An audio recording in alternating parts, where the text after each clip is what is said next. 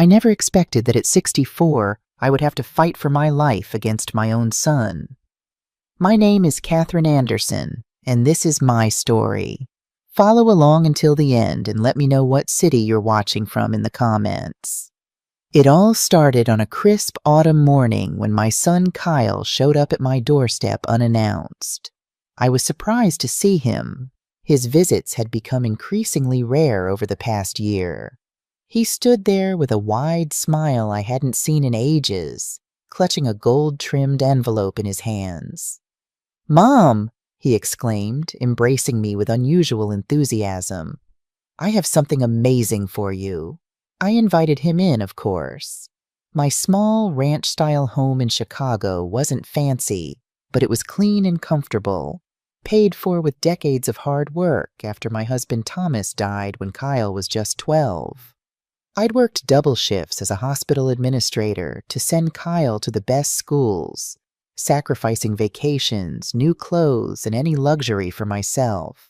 Kyle sat at my kitchen table while I made coffee. He seemed oddly energetic, almost bouncing in his seat. "Mom, you've worked so hard your entire life," he said, sliding the envelope across the table. "You've sacrificed everything for me. It's time you had something special." I opened the envelope with trembling fingers. Inside were cruise tickets, a 7-day luxury Caribbean cruise on the Caribbean Star. First class, departing in 2 days. "Kyle," I gasped, staring at the tickets. "This must have cost a fortune." He waved dismissively. "Don't worry about the cost, Mom. Heather and I want you to have this. You deserve to relax, get away from Chicago's winter, breathe some fresh sea air." Something in the way his eyes couldn't quite meet mine triggered a familiar sensation in my stomach. The same feeling I'd had when 12-year-old Kyle insisted he didn't know how the living room window got broken. But he was my son, my only child. The boy I'd nursed through chickenpox, taught to ride a bicycle, supported through college and his first heartbreak. "When do I leave?" I asked, forcing enthusiasm into my voice. "Day after tomorrow," Kyle replied, suddenly all business. "Everything's arranged. You just need to be at the port with your luggage.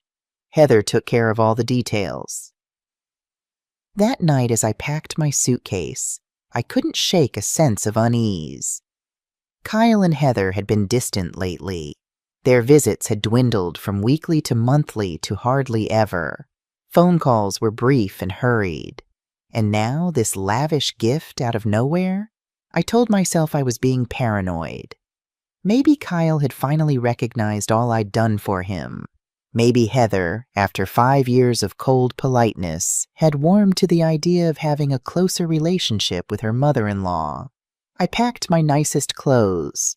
Not that I had many. My wardrobe consisted mostly of practical items bought on sale. I carefully tucked in the blood pressure medication I'd been rationing due to its cost, my reading glasses, and the small photo album I always kept nearby. Pictures of Kyle growing up, Thomas before cancer took him, and happier family times. The morning of my departure arrived with gray skies threatening snow. Kyle had arranged for a taxi to take me to the port. I finished packing, double-checked everything, and was heading out the door when I realized I'd forgotten my blood pressure pills in the bathroom medicine cabinet. I hurried back inside, opening the door quietly. That's when I heard Kyle's voice coming from my living room. He was speaking on his phone, his tone completely different from the loving one he'd used with me 2 days ago. "Yes, Heather, she's already on her way to the port," he was saying. "No, she doesn't suspect a thing. The plan is going perfectly." I froze in the hallway, my hand gripping the door frame. "Mom's life insurance is for $200,000, Kyle continued, his voice clinical and detached. "And with the inheritance from the house, that'll be at least another $300,000. Enough to pay off all my debts and start over." My heart stopped. The floor seemed to tilt beneath me. "Don't worry, honey," Kyle said in a soothing tone that now made my skin crawl. "It's a one-way ticket. Once she's on the high seas, it'll be easy to make it look like an accident. No one is going to suspect a thing about an old woman who fell overboard. Tears welled in my eyes, but they weren't from sadness. A fierce, burning rage swept through me, followed by an icy determination I hadn't felt in decades. I silently retrieved my medication and slipped out of the house. In the taxi, watching the streets of Chicago pass by the window, I realized I had raised a monster. My own son wanted me dead for money. I had two choices: stay home and confront Kyle, or get on that ship and somehow turn the tables. I chose the latter. If Kyle thought his mother was a helpless old woman, he was about to learn how wrong he was. During the entire taxi ride to the port, my mind raced faster than my heartbeat. I needed a plan. I needed allies. Most of all, I needed evidence. I pulled out my phone and dialed a number I had saved months ago but never used. Frank Reynolds, a private detective who had helped my neighbor Eleanor when her ex-husband was harassing her. Frank had given me his card, telling me to call if I ever needed help. "Detective Reynolds," a deep voice answered after 3 rings. "Hello, this is Catherine Anderson," I said, trying to keep my voice steady. "We met at Eleanor Simmons' house a few months ago. I don't know if you remember me." "Of course I remember you, Mrs. Anderson. What can I do for you?" I took a deep breath. "I need to hire you for a very delicate matter. My son is trying to kill me." A pause. "Mrs. Anderson, that's an extremely serious accusation. Are you certain?" "I heard him planning my death with his own mouth," I replied, my voice hardening. "I'm in a taxi heading to the port right now. I'm supposed to be taking a Caribbean cruise, a gift from my son. But I just overheard him telling his wife it's a one-way trip for me." I explained everything I had heard. Frank listened without interruption. "Where exactly are you headed?" he asked when I finished. "The Caribbean Star cruise ship. It sets sail in 2 hours for the Caribbean islands." "I'll start investigating your son immediately," Frank said. "I'll look into his finances, any debts, everything I can find. Can you text me his full name and address?" "Yes, Kyle Thomas Anderson. He lives with his wife, Heather, at 1742 Oak Ridge Avenue." "Mrs. Anderson, listen carefully. You're going to be out of regular contact for 7 days. Take precautions. Don't be alone in isolated areas of the ship. Make friends. Document everything. If your son has someone on that ship, they'll likely approach you. Be vigilant, but don't show that you suspect anything." "I understand. I'll text you my bank account details for a $500 retainer. When you return, contact me immediately. And Mrs. Anderson, be careful." "I've survived 64 years in this world, Detective Reynolds," I replied, a new steel in my voice. "I've survived losing my husband, raising a child alone, and sacrificing everything for others. I won't let my own son defeat me now." The taxi pulled up to the port. The Caribbean Star loomed before me, a gleaming white colossus against the gray Chicago sky. Thousands of excited passengers streamed toward the boarding area, families taking photos, couples embracing, children running with excitement. For them, this was the beginning of a dream vacation. For me, it was a fight for survival. As I handed my documents to the boarding attendant, she smiled warmly. "Mrs. Anderson, how exciting. First time on a cruise?" "Yes," I replied, using the gentle, slightly wavering voice people expect from women my age. "My son gave me this trip. He says I need to relax." "What a considerate son," she commented, checking my documents. "He's surely going to miss you during these 7 days." "If only you knew," I thought bitterly. If only you knew he hoped these would be the last 7 days of my life. Walking up the boarding ramp, I was already formulating my strategy. I had 7 days to transform from prey to predator, 7 days to gather evidence, 7 days to prepare my counterattack against my own flesh and blood. My cabin was on the 8th deck with an ocean view, elegant, spacious, with a plush queen bed and a private balcony.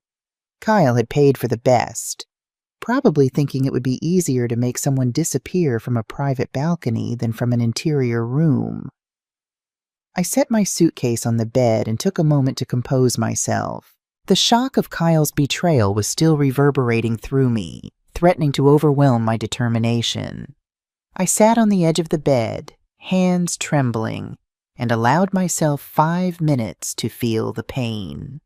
Just 5 minutes to mourn the son I thought I had. The boy who once made me Mother's Day cards with crayon hearts, who'd slept in my bed for a week after his father died, who'd promised to always take care of me. When those 5 minutes ended, I wiped my tears and began methodically exploring the cabin.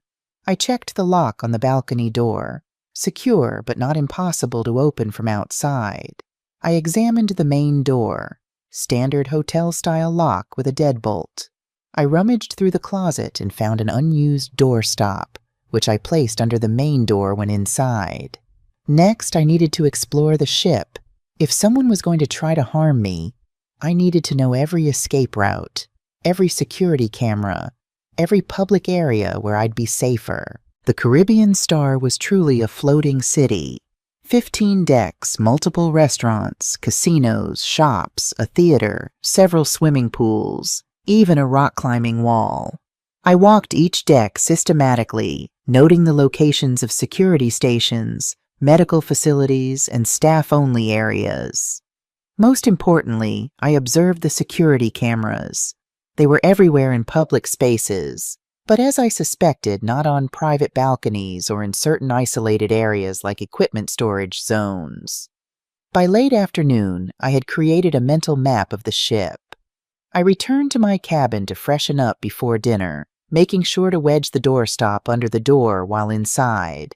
I changed into a simple navy dress, one of the few nice outfits I'd brought, and headed to the main dining room. The dining room was magnificent. Crystal chandeliers, white tablecloths, waitstaff in formal attire. I was led to a table for 8, where I was the first to arrive. Gradually, other passengers joined. A retired couple from Florida, a family with teenage children from Wisconsin, and a woman about my age who introduced herself as Nancy Mitchell from Miami. Nancy was striking. Silver hair, elegantly styled, perfect posture, wearing a simple but clearly expensive red dress. Something in her alert blue eyes and confident demeanor suggested intelligence and strength. As dinner progressed, I participated in the conversation politely but guardedly, sharing only superficial details about myself. I observed everyone carefully, especially Nancy, whose occasional sharp glances around the room reminded me of a hawk surveying terrain. "So, Catherine," Nancy asked during dessert, "are you traveling alone?" "Yes," I replied. "My son gave me this cruise as a gift. He said I needed to relax." "How thoughtful," Nancy commented, studying my face. "My children insisted I take this trip too, said it was time I enjoyed life a little. I resisted at first, but finally gave in." "Same here," I said, feeling an instant connection with this woman. It's hard to accept gifts when you've spent your whole life being the giver. As we were finishing our coffee, I noticed a man sitting alone at the bar, watching our table. He was about 40, wearing a green button-down shirt and khaki pants, overdressed for the poolside bar area. When our eyes met briefly, he quickly looked away, but something in his gaze left me cold. "I think I'll turn in early," I announced to the table. "It's been a long day." Nancy stood as well. "I'll walk with you if you don't mind. My cabin's on deck 12. As we walked toward the elevators, I casually mentioned, "Did you notice the man at the bar in the green shirt? He seemed to be watching our table." Nancy nodded slightly. "I noticed. Professional habit. I was an insurance investigator for 25 years before retiring. I tend to notice when people pay too much attention." The elevator arrived, and we stepped inside. Once the doors closed, Nancy turned to me. "Catherine, forgive me for being forward, but you seem tense. Most people on their first day of a cruise are excited or overwhelmed, but you seem vigilant." I studied her face, weighing how much I could trust this stranger. Something about Nancy's direct gaze and no-nonsense demeanor made me want to confide in her, but Detective Reynolds' warning about being careful echoed in my mind. "It's just that this is my first cruise," I said carefully. "Everything is so new, so different. I guess I'm a little nervous." Nancy nodded, but her eyes told me she didn't completely believe me. "Look," she said as the elevator reached my floor, "I've been around long enough to recognize when someone's in trouble. If you need to talk, my cabin is 1247 on deck 12. I thanked her and got off on my floor, feeling her eyes on my back as the elevator doors closed. I walked to my cabin, constantly checking behind me. The corridor was empty, but the sensation of being watched persisted. Inside my cabin, I wedged the doorstop under the door and double-checked the balcony lock before calling Detective Reynolds. "Any updates?" I asked when he answered. "I've been digging into your son's finances," Frank replied. "It doesn't look good, Mrs. Anderson. Kyle has significant gambling debts, close to $350,000 from what I can tell so far. He owes money to some dangerous people." My stomach tightened. "That explains the life insurance policy he mentioned." "There's more," Frank continued. "I found evidence he's been taking out loans using your house as collateral, forging your signature on the documents. He's been doing this for at least 8 months. The betrayal cut deeper. Not only was Kyle planning my death, but he'd been stealing from me for months." "What about Heather, his wife?" "Still looking into her, but preliminary findings show multiple maxed-out credit cards and a shopping addiction. Between the two of them, they're drowning in debt." I sank onto the bed, processing this information. "I need more evidence, Frank. Something concrete that proves what they're planning." "Keep recording any calls from Kyle," Frank advised. "Try to get him to say something incriminating, and be extremely careful. If he has someone on that ship—" "I think he might," I interrupted. "There was a man watching me at dinner. Something about him felt wrong." "Description?" "About 40, dark hair, green shirt, athletic build. He was alone and seemed to be monitoring me. I'll see if I can identify any connection to Kyle. In the meantime, stick to public areas. Make allies if you can, but be selective about who you trust." After hanging up, I sat by the window watching the dark ocean slip past. Somewhere back in Chicago, my son was waiting for news of my accident. The thought should have devastated me, but instead, it crystallized my resolve. I would survive this, and Kyle would learn that underestimating his mother was the biggest mistake of his life. I slept fitfully that night, waking at every creak and sound of the ship. By morning, I was exhausted but alert, my senses heightened by the knowledge that someone on board might be watching me, waiting for an opportunity.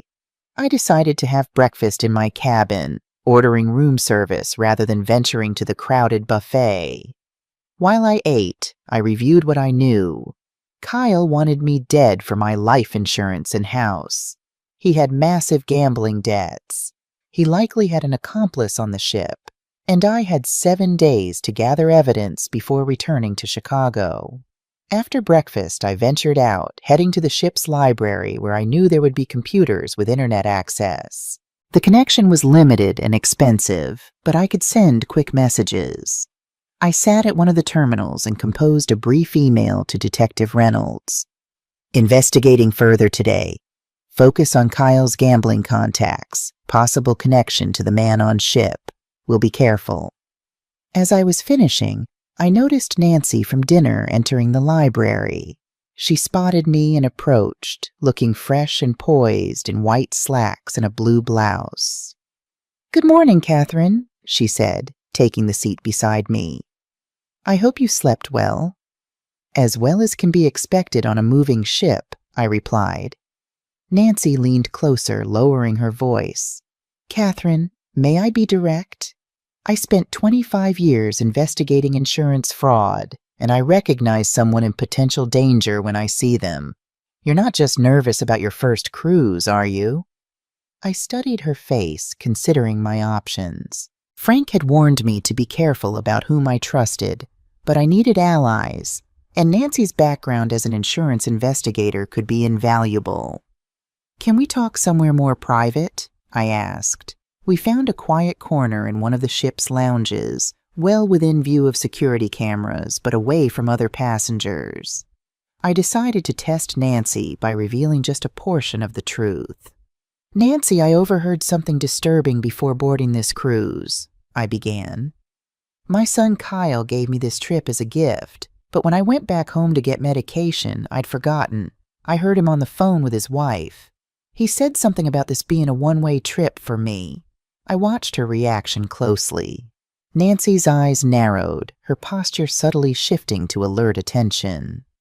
You believe your son wants to harm you? She asked, her voice neutral but focused.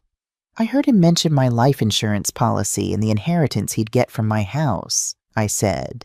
He has gambling debts I didn't know about until recently. Nancy was silent for a moment, processing this information. That's a serious accusation, Catherine.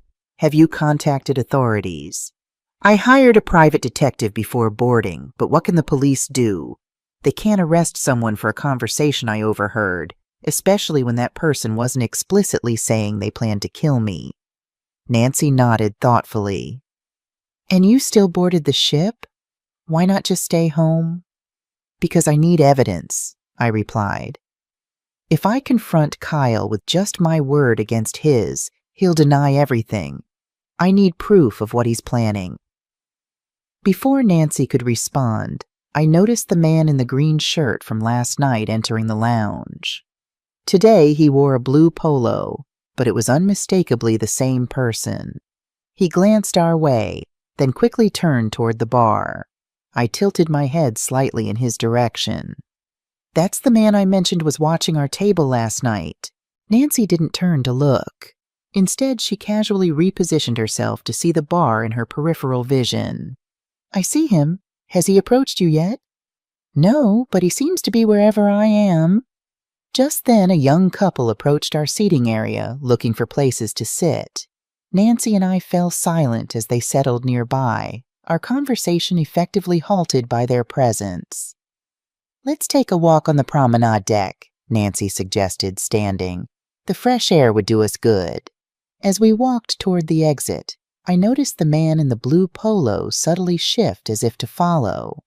Nancy must have noticed too, because she suddenly changed direction, heading toward the women's restroom.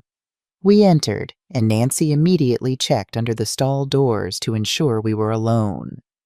Catherine, she said in a low, urgent voice, that man is definitely tracking you. When we changed direction, he adjusted immediately.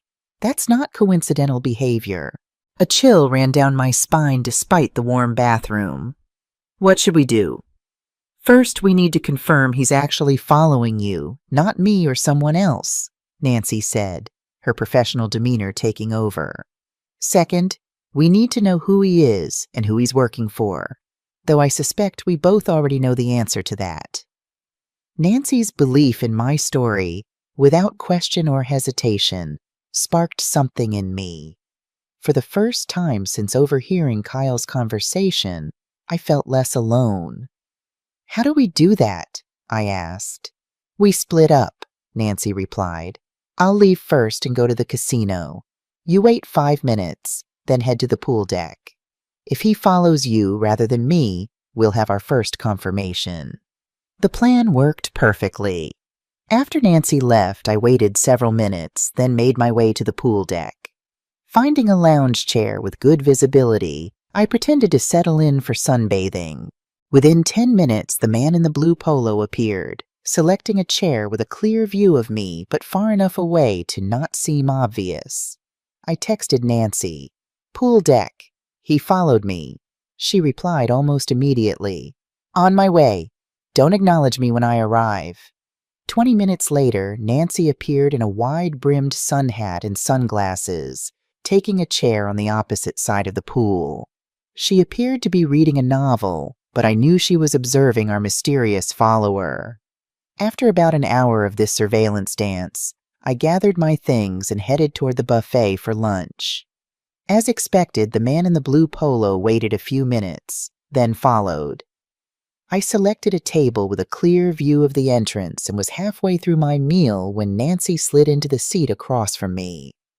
Our friend is at the bar again, she said quietly.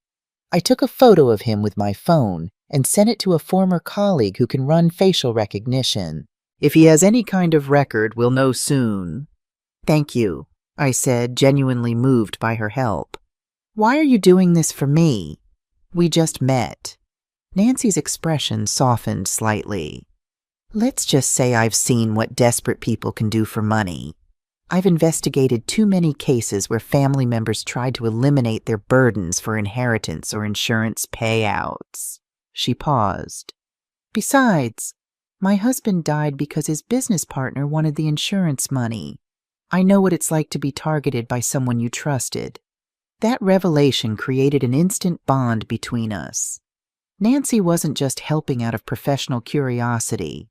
She understood what I was facing on a deeply personal level. What do we do next? I asked.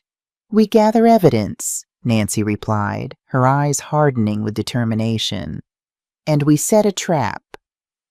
As we finished lunch, a ship announcement reminded passengers of the captain's gala scheduled for the following evening. Every passenger would be attending the formal event in the main ballroom, the perfect opportunity for someone to slip into an empty cabin. That man will make his move during the gala, Nancy predicted. We should be ready. As we were leaving the buffet, my phone rang. It was Kyle.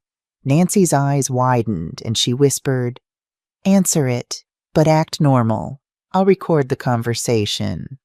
I took a deep breath and answered. Hello, son. Hi, Mom. Kyle's voice was cheerful, concerned, the perfect, loving son. If I hadn't heard his earlier conversation, I would have believed the act completely. How's the cruise? Are you having fun? It's beautiful, Kyle, I replied, injecting warmth into my voice. The ship is incredible. Thank you for this generous gift. You're welcome, Mom. You deserve it after everything you've done for me. Have you met any interesting people? Made any friends? Nancy raised an eyebrow at this question. Why would Kyle care if I was making friends? Yes, I met a very nice lady, Nancy. We've been having meals together. There was the briefest pause before Kyle responded. That's great, Mom. It's good that you're not alone, but be careful too, okay? Sometimes on these cruises, there are people who take advantage of older passengers. Nancy's eyes narrowed and she scribbled on a napkin. He's warning you against allies.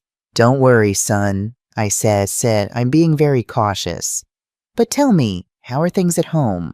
How's Heather? Everything's fine, Mom. Heather sends her love. She hopes you're enjoying yourself. I decided to probe a little. Kyle, can I ask you something? Why did you decide to give me this trip now?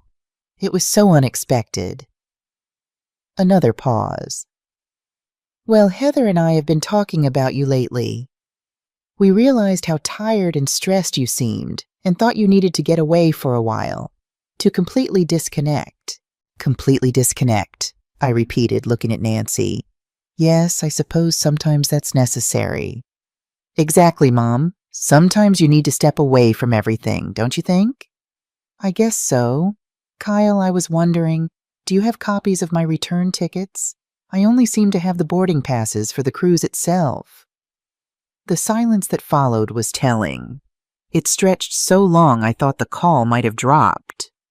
Kyle, are you there? Yes, sorry, Mom. Heather was asking me something about dinner. His voice had changed, becoming slightly higher. Don't worry about the tickets. The travel agency has everything organized. You just need to enjoy the trip. But shouldn't I have my return flight information? What if there's a problem? Mom, Kyle's voice had an edge now. Please trust me. Everything is perfectly arranged. You have nothing to worry about. That's the whole point of the trip, for you to relax. All right, son. I trust you. Good, I love you, Mom. You. Enjoy the cruise. I love you too, Kyle.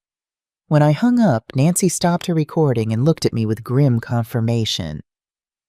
He has no intention of you coming back, Catherine.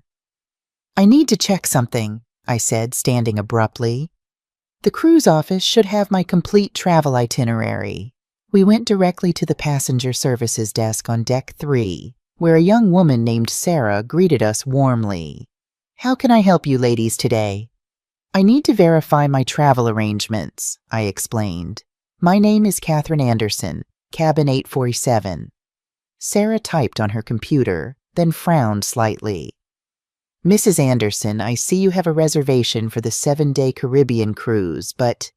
She paused, looking confused. But what? Nancy asked. It's unusual, but there's no return transportation booked. Most of our packages include complete round-trip arrangements. Even though I had suspected this, hearing the official confirmation made my stomach drop. Who purchased this package? I asked. Sarah checked her screen again. It was bought by Kyle Anderson with his credit card. Is he a relative? He's my son, I replied, my voice steady despite the rage building inside me. Oh, well then, Sarah smiled. He'll surely arrange your return transportation, but I would recommend contacting him soon, as flights from St. Thomas to Chicago fill up quickly this time of year. Nancy interjected smoothly. Would it be possible for Mrs. Anderson to book a return flight now, just to be certain? Of course. Sarah typed for a few moments. I have a seat available on Sunday's 3:15 p.m. flight, the day the cruise ends. It's $7.85. I'll take it, I said immediately, pulling out my credit card.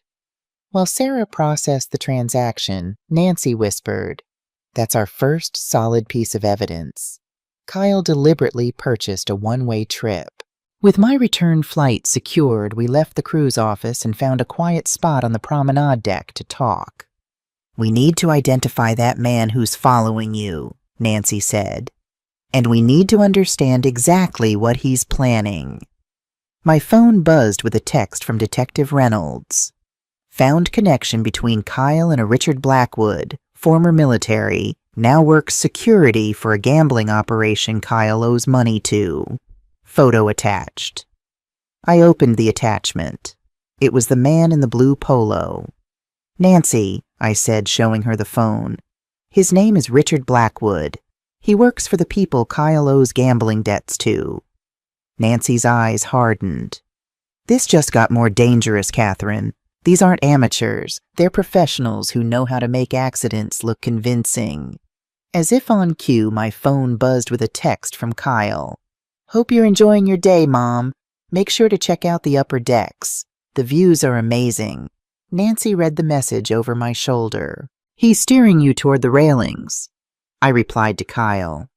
Thanks for the suggestion, but I've been enjoying the indoor activities more. The heights make me nervous. Kyle's response came immediately. Don't be afraid, Mom. The railings are completely safe as long as you're careful. You should really experience the open deck at least once. Nancy's expression was grim. He's setting the stage. If you fell from the upper deck, he'd tell investigators you were nervous about heights, but wanted to experience the view despite your fears. What do we do? I asked. We turn his plan against him, Nancy replied, a determined glint in her eye. But first, we need to speak to the captain. Captain Robert Wilson was a tall, distinguished man with salt and pepper hair and the confident bearing of someone who had spent decades at sea. He invited us into his office after Nancy insisted it was a matter of passenger safety. Ladies, how can I help you today? He asked, gesturing for us to sit. Nancy took the lead, her former investigator persona evident in her precise professional tone. "Captain Wilson, we have reason to believe a passenger on your ship is in imminent danger." The captain's expression remained neutral, but his posture straightened slightly. "That's a serious claim. What evidence do you have?" I spoke up, my voice steadier than I expected. "Captain, my name is Catherine Anderson. My son gave me this cruise as a gift, but before boarding I overheard him discussing with his wife how it would be a one-way trip for me." I explained everything: the overheard conversation, Kyle's gambling debts, the life insurance policy, the one-way ticket confirmation, and Richard Blackwood's presence on the ship. Captain Wilson listened without interruption, his expression growing increasingly concerned. When I finished, he was silent for a moment. "Mrs. Anderson," he finally said, "if what you're telling me is accurate, we're dealing with a premeditated murder attempt on my vessel." "I understand how incredible it sounds," I replied. "But every piece of evidence points to the same conclusion." The captain turned to Nancy. "And you are?" "Nancy Mitchell, former senior investigator with Atlantic Insurance. I specialized in fraud and suspicious death cases. I've been helping Mrs. Anderson document this situation." Nancy played the recording of my phone conversation with Kyle. The captain listened intently, his frown deepening at Kyle's evasive response about the return tickets. "This is disturbing," Captain Wilson acknowledged, "but not yet conclusive evidence of intent to harm. What else can you show me?" I showed him the text messages from Kyle urging me to visit the upper decks, despite my supposed fear of heights, and the detective's confirmation about Richard Blackwood's identity. "Mrs. Anderson, Ms. Mitchell, I take passenger safety extremely seriously," the captain said after reviewing everything. "While I can't have Mr. Blackwood detained based solely on these suspicions, I can place him under discreet observation." "Captain," Nancy pressed, "we believe Mr. Blackwood will attempt to enter Mrs. Anderson's cabin during tomorrow night's gala when most passengers will be attending your event." Captain Wilson nodded thoughtfully. "Here's what we can do. First, I'll assign security personnel to monitor the hallway near your cabin tomorrow night. Second, I'll have Mr. Blackwood's movements tracked by our security team.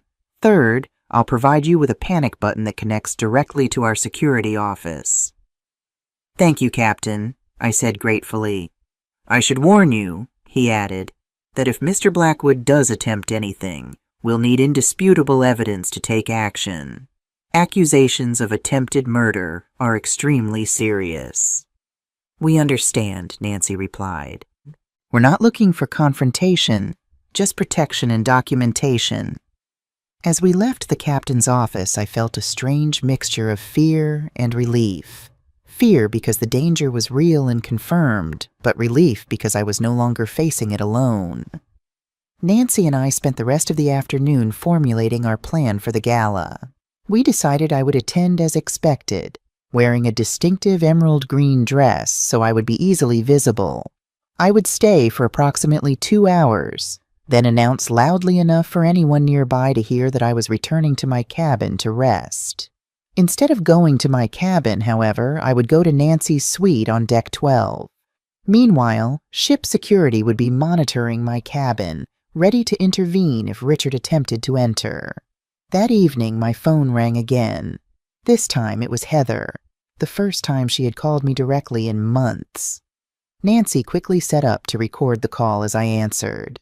"Hello, Heather. What a nice surprise." "Rose, how are you?" Heather's voice was artificially cheerful. "How's the cruise going?" "It's lovely, thank you.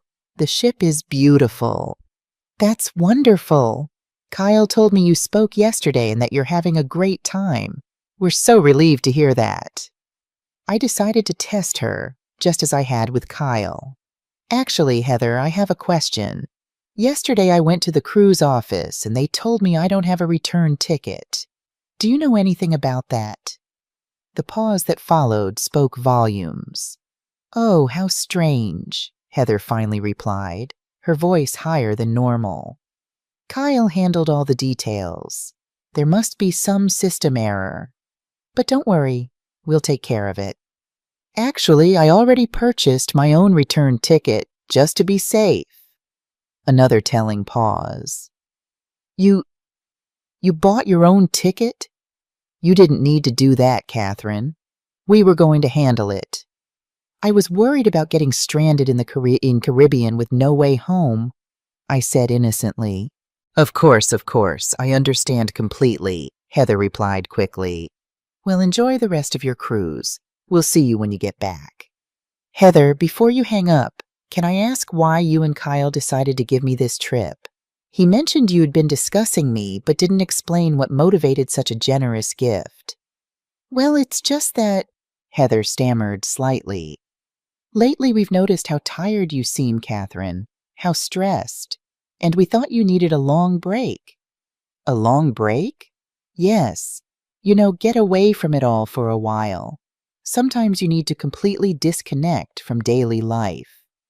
The exact same words Kyle had used, as if they had rehearsed the answer. I see. Well, thank you for your concern. You're welcome, Catherine. Take care of yourself and enjoy every moment. When I hung up, Nancy stopped the recording and looked at me grimly. They're definitely in this together.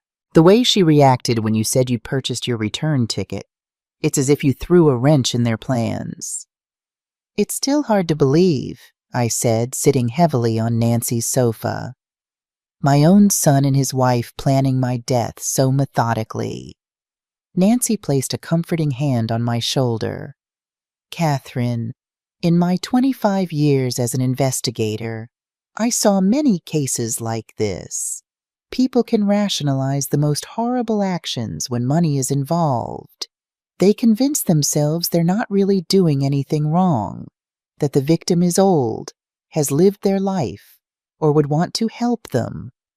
I nodded, fighting back tears. Tomorrow's the gala. If Richard is going to make his move, it will be then. And we'll be ready for him, Nancy assured me. Get some rest. Tomorrow could be the most important day of your life. As I returned to my cabin that night, walking the brightly lit corridors with a security officer discreetly trailing behind me, Captain Wilson's arrangement, I thought about how my life had changed in just 3 days. I had gone from a supposedly beloved mother to a target, from a trusting parent to a woman fighting for survival. But I had also found unexpected strength within myself, a fierce determination I had forgotten I possessed. And in Nancy, I had found an ally whose expertise might just save my life. I secured my cabin door with a doorstop and double-checked the balcony lock. Tomorrow would bring the confrontation I was dreading, but also the evidence I needed. If Richard Blackwood attempted to harm me during the captain's gala, he would be caught red-handed, and Kyle would learn that his mother wasn't the easy target he thought she was. As I lay in bed watching the moonlight dance on the ocean waves outside my window, I allowed myself to feel the full weight of betrayal, not just from Kyle, but from Heather, too. The pain was almost physical, a crushing pressure in my chest. But beneath the pain burned a steady flame of resolve. I would survive this. I would expose their plot, and I would ensure they faced consequences for what they had tried to do to me. Tomorrow would be the beginning of the end, not for me, but for Kyle's murderous plan. Morning dawned with a brilliant Caribbean sunrise streaming through my cabin window. I had slept surprisingly well, perhaps because for the first time since discovering Kyle's betrayal, I had a plan and allies. After a quick breakfast delivered to my room, I headed to Nancy's suite to finalize our strategy for the evening's gala. Nancy answered her door looking as put together as ever in tailored linen pants and a silk blouse. Her cabin was twice the size of mine with a separate living area and a spacious balcony. "Good morning, Catherine," she greeted me. "Come in. I've already had coffee with Captain Wilson. The security preparations are in place." As I settled on her sofa, Nancy handed me a steaming cup of coffee. You look well rested. That's good. You'll need your wits about you tonight. I feel stronger today, I admitted. Having you and the captain believe me, having a plan, it makes all the difference. Nancy nodded, understanding in her eyes. When my husband was killed, no one believed me at first when I said his business partner was responsible. I spent 6 months gathering evidence before the police took me seriously. Her expression hardened. By then, his partner had spent half the insurance money. I'm sorry, I said, genuinely moved by her story. Did they ever charge him? Yes. He's serving 20 years for first-degree murder. Nancy straightened her shoulders, dismissing the painful memories. But we're not going to let things get that far with your case. My phone buzzed with a text from Detective Reynolds. More on Kyle's finances. He's $350K in debt to a gambling operation run by the Marino family. Very dangerous people. Also found he's taken out 3 loans against your house in the past 8 months, totaling $175K, all with forged signatures. I showed Nancy the message, my hand trembling slightly. This confirms our suspicions, she said grimly. Kyle didn't just decide to eliminate you on a whim. This has been planned for months. Forging loan documents, setting up the cruise, hiring Blackwood. I felt physically ill thinking about how methodically my son had plotted my death. How could he do this? I gave him everything. People like Kyle don't see it that way, Nancy replied, her voice softer. They feel entitled to what they have, and when they're in trouble, they look for the easiest solution, not the right one. My phone rang. It was Kyle again. Nancy immediately set up to record the conversation. Remember, she whispered, act normal, but try to get him to say something revealing. I took a deep breath and answered, Good morning, Kyle. Mom, how's day 4 of paradise? His voice was cheerful, relaxed, as if he weren't waiting for news of my demise. It's beautiful, I replied, injecting warmth into my voice. I'm actually getting ready for the captain's gala tonight. Oh, that sounds fancy. Are you going to dress up? Yes, I brought that emerald green dress you always liked. I paused. The one I wore to your college graduation. A slight hesitation. That's perfect, Mom. You'll look great. What time is the gala? Nancy raised an eyebrow at this question. Why would Kyle need to know the timing? It starts at 8 and goes until midnight, I believe. Everyone on the ship will be there. It's quite the event. That's nice, Mom. After the party, make sure you go straight back to your cabin to rest. Don't wander the decks at night. They can be slippery. Nancy's eyes widened. Kyle had just given me explicit instructions about where to be after the gala. I will, Kyle. Don't worry. My cabin is so comfortable. That private balcony is worth every penny you spent. I'm glad you like it, Mom. The fresh air is good for you. We chatted a bit more about mundane matters before hanging up. Nancy stopped the recording and looked at me with grim satisfaction. That was perfect, Catherine. He practically told you to be in your cabin after the gala, where Blackwood will be waiting. My hands were shaking as I set down the phone. It's so cold-blooded. He's talking to me as if he cares, all while orchestrating my murder. Nancy squeezed my hand. That's why we're going to stop him. A knock at the door interrupted us. Nancy checked the peephole before opening it to reveal a young woman in a ship officer's uniform. Mrs. Anderson, Ms. Mitchell, I'm Security Officer Ashley Peterson. Captain Wilson asked me to brief you on tonight's security arrangements.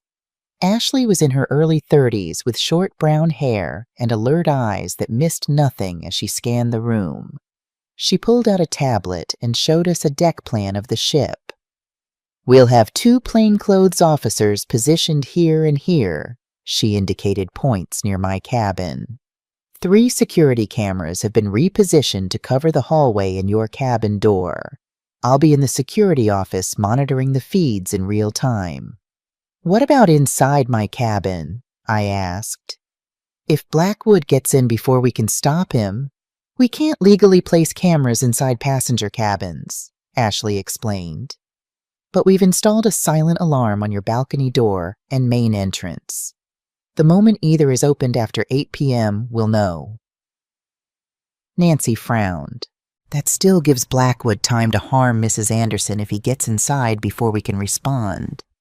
That's why we've developed this. Ashley handed me what looked like an ordinary cruise card on a lanyard. This appears to be your standard room key, but it contains a panic button. Press it 3 times in succession, and security will immediately respond to your location. I examined the card. It looked identical to my regular room key. One more thing, Ashley added. We've been monitoring Mr. Blackwood since your meeting with the captain. He's made 3 phone calls to a Chicago number in the past 24 hours. Can you trace who he's calling? Nancy asked. We don't have that authority on board, Ashley replied. But we've recorded the number. It's registered to a Kyle Anderson. The confirmation sent a chill through me, even though I'd expected it. Now there was no doubt. Richard Blackwood was working directly with my son. Officer Peterson, I said, thank you for everything you're doing. Ashley nodded seriously. Mrs. Anderson, in my 5 years working ship security, I've never encountered a situation quite like this. But I promise you, we won't let anything happen to you. After Ashley left, Nancy and I refined our plan further. We decided that I should appear as vulnerable as possible at the gala, having a few very visible glasses of champagne, though I would only be pretending to drink, mentioning loudly to nearby passengers that I was tired and returning to my cabin, and walking with a slight unsteadiness when I left. We want Blackwood to think you're an easy target, Nancy explained. The more confident he feels, the more likely he is to make a mistake. The rest of the afternoon passed in tense anticipation. I spent time on the promenade deck, deliberately making myself visible, but always in crowded areas with plenty of security cameras. Several times I spotted Blackwood watching me from a distance, never approaching but always present. At 5:00 p.m., I returned to my cabin to prepare for the evening. Nancy accompanied me, and we carefully checked every corner of the room, every potential hiding place. Once satisfied the room was secure, Nancy helped me get ready for the gala. As I put on my emerald green dress, a simple but elegant garment I'd bought years ago for Kyle's graduation, I caught my reflection in the mirror. The woman staring back at me wasn't the same person who had boarded this ship 4 days ago. There was a hardness in my eyes, a set to my jaw that spoke of determination rather than fear. "You look formidable," Nancy commented, seeing my expression. "I don't feel formidable," I admitted. "I feel betrayed, angry, and sad, but I refuse to be a victim." Nancy nodded approvingly. "That's exactly the attitude that will get you through tonight." Before leaving my cabin, I tucked the special room key with the panic button into my small evening bag. Nancy would attend the gala separately, keeping watch from a distance. As a final precaution, I texted Detective Reynolds. "Gala tonight. Security believes Blackwood will make his move. We'll update when it's over. If you don't hear from me by morning, contact Chicago PD immediately." His response came quickly. "Security team is in place. Don't take any unnecessary risks. I've notified a contact at Chicago PD about the situation as a precaution." With a final deep breath, I left my cabin and headed toward the main ballroom, feeling as though I were walking into battle rather than a celebration. The captain's gala transformed the main ballroom into a scene from another era. Crystal chandeliers, ice sculptures, staff in white gloves serving champagne, and a live orchestra playing classics. Passengers had embraced the formal dress code, with men in tuxedos and women in evening gowns creating a sea of elegance. I accepted a glass of champagne from a passing waiter, pretending to sip while scanning the crowd. Captain Wilson stood near the entrance greeting guests, looking distinguished in his formal uniform. He gave me an almost imperceptible nod as I passed. For the next hour, I played my role, chatting with other passengers, occasionally pretending to take a sip of champagne, and making sure to be visible from all angles of the room. Nancy was positioned near one of the buffet tables, elegant in a black evening gown, keeping watch while appearing to enjoy the party. At 9:30 p.m., I spotted Richard Blackwood entering the ballroom. He wore a well-fitted tuxedo and carried himself with military precision. His eyes swept the room methodically until they landed on me. When our gazes met briefly, I quickly looked away, pretending to be flustered. Nancy had moved closer to me and murmured as she passed, "He's here. Start phase 2. I began the next part of our plan, appearing increasingly tired and slightly tipsy. I deliberately spoke a bit louder than necessary to a couple seated near me. "I think I might call it an early night," I announced, checking my watch. "These old bones need their rest, and my cabin balcony is the perfect place to unwind with this beautiful ocean air." The couple smiled politely, unaware of the drama unfolding around them. I stood, making a small show of steadying myself against the table. "Are you all right, dear?" the woman asked. "Oh, yes," I laughed lightly. "Just not used to champagne anymore. My cabin's on deck 8. I think I'll head back and get some sleep."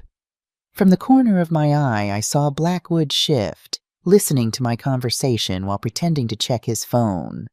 I made my way to the exit, deliberately taking a meandering path. As I left the ballroom, I glanced back once to see Blackwood speaking quietly into his phone, presumably reporting to Kyle that I was heading to my cabin. Instead of going to the elevators that would take me to deck 8, I walked around a corner and waited in a small alcove where Nancy and I had planned to meet. She arrived 2 minutes later. "He's on the move," she whispered. "Let's go." We took a service elevator to deck 12 and hurried to Nancy's suite. Inside, Ashley Peterson was already waiting with a laptop connected to the security feed showing the corridor outside my cabin. "Mrs. Anderson, Ms. Mitchell," Ashley greeted us tensely. "Everything is in position. Security officers Matthews and Ramirez are stationed at both ends of the corridor, out of sight but ready to move in." We gathered around the laptop, watching the empty hallway with mounting tension. For 20 long minutes, nothing happened. Could he have changed his mind? I wondered aloud. "No," Nancy said firmly. "He's being cautious, making sure you've had enough time to settle in. He wants you relaxed, possibly asleep." At 10:17 p.m., the feed showed Blackwood entering the corridor, now dressed in dark pants and a black polo shirt. He moved with the silent efficiency of someone with military training, pausing to listen at intervals. When he reached my cabin door, he glanced both ways before pulling something from his pocket. "He's picking the lock," Ashley whispered, though there was no way he could hear us. She spoke rapidly into her radio. "Subject is at the target door, attempting entry. Stand by." We watched, barely breathing, as Blackwood worked on the lock. In less than 30 seconds, the door opened and he slipped inside. "Security team, move to positions but do not engage yet," Ashley ordered into her radio. "We need to catch him in the act." The feed switched to a view of my balcony from a camera on the deck above. For several minutes, there was no movement. Then the balcony door slid open and Blackwood stepped out, examining the railing carefully. He pulled out a small tool and began working on the lower section of the railing. "He's tampering with the safety barrier," Nancy said, her voice tight, "making it look like it gave way accidentally." "Security team, move in now," Ashley commanded. The corridor feed showed 2 officers approaching my cabin door with keycards drawn. They entered silently, and for a few agonizing moments, we couldn't see what was happening. Then Ashley's radio crackled. "Subject apprehended on the balcony. No resistance. We found tools and what appears to be a sedative in his possession." Relief flooded through me so intensely that my knees nearly buckled. Nancy steadied me with a firm grip on my arm. "We got him," she said, her eyes bright with triumph. "And we have everything on camera." "Let's go," Ashley said, rising.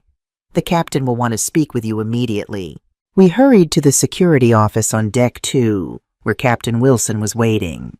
Behind a glass partition in an adjoining room, Richard Blackwood sat handcuffed to a table, his face expressionless.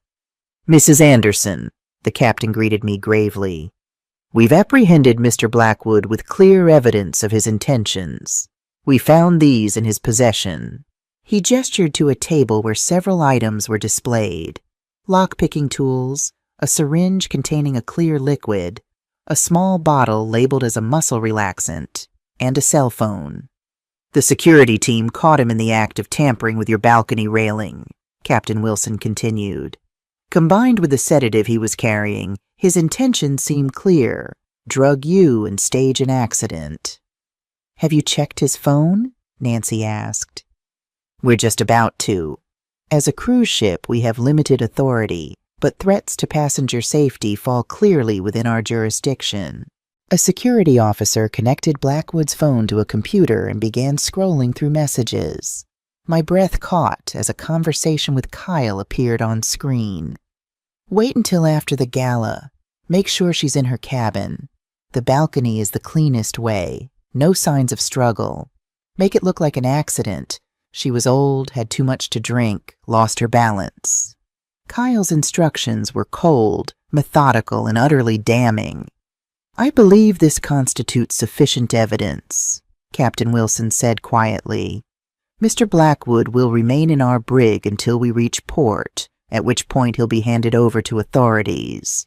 Mrs. Anderson will need you to file formal charges." "I will," I said, my voice steadier than I expected. "And I have recordings of conversations with my son that further demonstrate his involvement." While we were discussing next steps, Blackwood requested to speak with the captain. After a brief private conversation, Captain Wilson returned, looking grim. "Blackwood has offered to cooperate fully in exchange for consideration during his prosecution," he informed us. "He claims he was hired by your son to ensure you had an accident during the cruise. He was promised $50,000, half up front, half upon completion." The cold calculation of it all, my life valued at $50,000, made me physically ill. "There's more," Captain Wilson added hesitantly. "Blackwood says your son told him the plan had to be executed now because his wife is pregnant, and they need your inheritance for their fresh start." The revelation hit me like a physical blow. Pregnant? Heather was pregnant with my grandchild, and still they had plotted my death? Nancy must have seen my distress because she immediately guided me to a chair. "Catherine, breathe. Just breathe." I struggled to process this new information. My son and his wife were expecting a baby, a child who would never know its grandmother because they had decided I was worth more dead than alive. "Captain," I said when I could speak again, "I need to call Detective Reynolds in Chicago immediately. With Blackwood captured, Kyle needs to be stopped before he can flee." As the captain arranged for me to use a secure line, my phone rang. It was Kyle. Nancy and the security team quickly set up to record the conversation. "Answer it," Captain Wilson advised. "Act normal, but try to get him to reveal more." I took a deep breath and answered. "Hello, Kyle." "Mom?" His voice was oddly strained. "How was the gala?" "Beautiful," I replied, forcing lightness into my tone. "I'm just getting back to my cabin now." I glanced at the clock. It was nearly 11:30 p.m., a plausible time for me to be returning. "Oh, good. Did you enjoy yourself?" "Very much. The champagne was excellent. I may have had a glass too many." I forced a small laugh. "Well, get some sleep, Mom. I'm sure you're tired." "I will. The balcony doors are open and the sea air is wonderful. I might sit out there for a while before bed." A pause. "Just be careful, Mom. Don't lean against the railing if you've been drinking." The warning was so transparent now that I knew his plan. "I'll be careful, Kyle." By the way, I've been meaning to ask, how are things with you and Heather? Anything new in your lives I should know about? Another pause, longer this time. What do you mean? Oh, I don't know. You two have seemed distracted lately. I wondered if something was happening. Good news, perhaps? Everything's fine, Mom. Nothing special to report. He was lying about the pregnancy, too. The depth of his deception was staggering. Well, good night then, Kyle. I'll call you tomorrow. Good night, Mom. Sleep well. When I hung up, everyone in the security office was staring at me with a mixture of admiration and sympathy. Mrs. Anderson, Captain Wilson said, that was remarkably composed given the circumstances. I didn't feel composed. I felt hollow, as if something essential had been scooped out of me. The son I had raised, loved, sacrificed for. He was a stranger to me now. I need to call Detective Reynolds, I said, my voice distant even to my own ears. Kyle needs to be arrested before he realizes his plan has failed. As the captain handed me the secure phone, Nancy squeezed my shoulder. You're doing the right thing, Catherine. Remember that. Detective Reynolds answered immediately. Mrs. Anderson, are you safe? Yes, I replied. Blackwood has been caught and has confessed everything. He had text messages from Kyle detailing the plan. Thank God. Frank sounded genuinely relieved. I've been monitoring Kyle's movements. He's at home right now with his wife. I've already contacted Chicago PD with the evidence we've gathered. They're preparing to make an arrest, but they wanted confirmation of Blackwood's capture first. There's something else, I added, my voice catching. Heather is pregnant. They were planning to use my inheritance for their new family. A long silence followed. I'm sorry, Mrs. Anderson. That makes this situation even more tragic. What happens now? The police will arrest Kyle and Heather tonight. With the evidence from the cruise ship, Blackwood's confession, the financial records, and your recordings, they'll be facing serious charges: conspiracy to commit murder, attempted murder, fraud for the forged loan documents. They're looking at substantial prison time. The reality of what this meant struck me fully.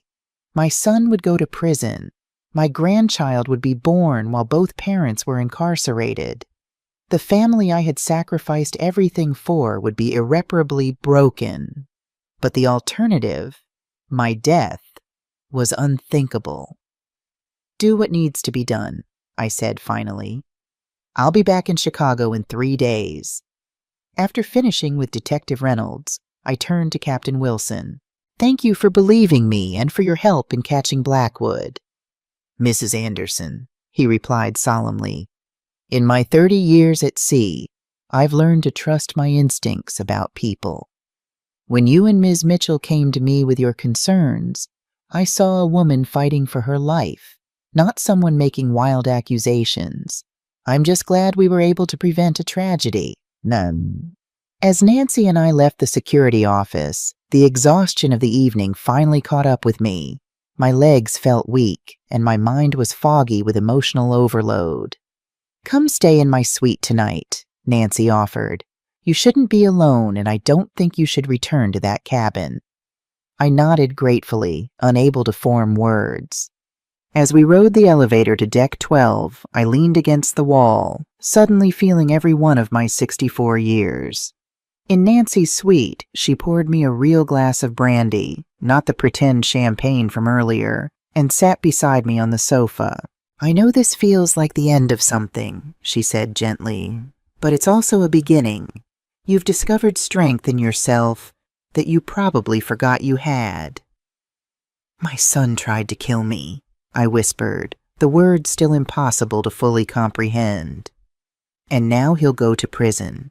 His child, my grandchild, will be born with both parents incarcerated. Nancy didn't offer empty consolations or platitudes. Instead, she simply sat with me, allowing me the space to feel the full weight of what had happened. Years ago, she said after a long silence. When I was investigating my husband's murder, I felt like my entire world had collapsed. Everything I thought was true wasn't. Everyone I thought I could trust was suspect. But you know what I discovered? I looked at her questioningly. I discovered that when everything falls apart, you find out what you're truly made of. And Catherine, from what I've seen these past few days, you're made of steel. I didn't feel like steel. I felt brittle, like ancient glass that might shatter at the slightest touch. But somewhere beneath the pain and betrayal, I recognized the truth in Nancy's words. I had faced the worst possible betrayal and had fought back. I had refused to be a victim. "Get some sleep," Nancy advised, showing me to her bedroom while she took the sofa. "Tomorrow will bring new challenges, but you've already overcome the hardest part." As I lay in bed that night, I thought about Kyle as a little boy, his gap-toothed smile when he lost his first tooth, his proud face when he learned to ride a bicycle, his tears when his father died. Where had that child gone? At what point had he transformed from the son I loved into a man capable of matricide? I didn't have answers. Perhaps I never would. But as sleep finally claimed me, one certainty remained. I had survived. And tomorrow, I would begin figuring out what my life would look like, now that everything had changed. I woke to sunlight streaming through the windows of Nancy's suite and the gentle rocking of the ship. For a few blissful moments, I existed in the peaceful space between sleep and wakefulness, before the events of the previous night came flooding back. My phone buzzed on the nightstand, a text from Detective Reynolds. "Kyle and Heather Anderson arrested at 3:17 a.m., both in custody. We'll update with more details when available." So it was done. My son and his wife were in jail for conspiring to murder me. The reality of it was still too enormous to fully comprehend. I found Nancy in the living area of the suite, already dressed and speaking quietly on her phone. When she saw me, she quickly ended her call. "Good morning, Catherine. There's coffee on the table. How did you sleep?" "Surprisingly well," I admitted, pouring myself a cup. Detective Reynolds texted, "Kyle and Heather have been arrested." Nancy nodded. "I just spoke with Captain Wilson. He says they'll be transferring Blackwood to authorities when we dock tomorrow in St. Thomas. They want you to be prepared to give a formal statement." I sipped my coffee, trying to organize my thoughts. What happens now? With Kyle and Heather, I mean. They'll be charged with conspiracy to commit murder, attempted murder, fraud for the forged documents, serious felonies. Given the evidence against them, they're looking at significant prison time. "And the baby?" I asked, the thought of my unborn grandchild weighing heavily on my mind. Nancy's expression softened. "That's more complicated. Typically, if both parents are incarcerated, the child would go to next of kin or into the foster system if no family is available." "I'm next of kin," I said quietly. "Yes, you are. But Catherine, that's a decision you don't need to make right now. Let's focus on getting through the next few days." A knock at the door interrupted us.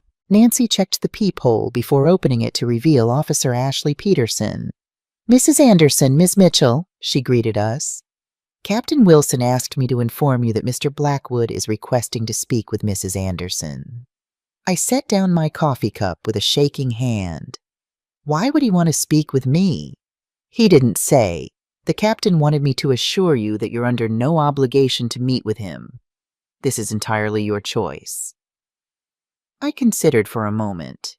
Blackwood was the man hired to kill me, but he was also a key witness against Kyle. Speaking with him might provide insights I couldn't get elsewhere. "I'll see him," I decided. "But I want Nancy with me." "Of course," Ashley nodded.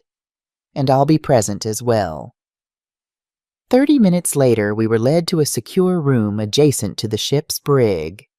Richard Blackwood sat at a small table, his hands cuffed in front of him. He looked different from the confident man who had been stalking me. Smaller somehow, his military bearing diminished by his circumstances. "Mrs. Anderson," he acknowledged as I entered with Nancy and Ashley. "Thank you for coming." I took the seat across from him, meeting his gaze steadily. "Why did you want to see me?" "To apologize," he said simply. "Not that it matters much now, but I want you to know this isn't what I signed up for." "You were hired to kill me," I stated flatly. "What exactly did you think you were signing up for?" Blackwood had the grace to look ashamed. "Kyle told me you were terminally ill, said you had late-stage cancer and were in pain but refusing treatment. He claimed you tried to take your own life twice, and the cruise was a way to give you peace while protecting the family from scandal." I stared at him, momentarily speechless. Kyle had constructed an elaborate lie to rationalize my murder even to his hired killer. "As you can see," I finally said, "I'm perfectly healthy." "I realized that after observing you for a few days," Blackwood admitted.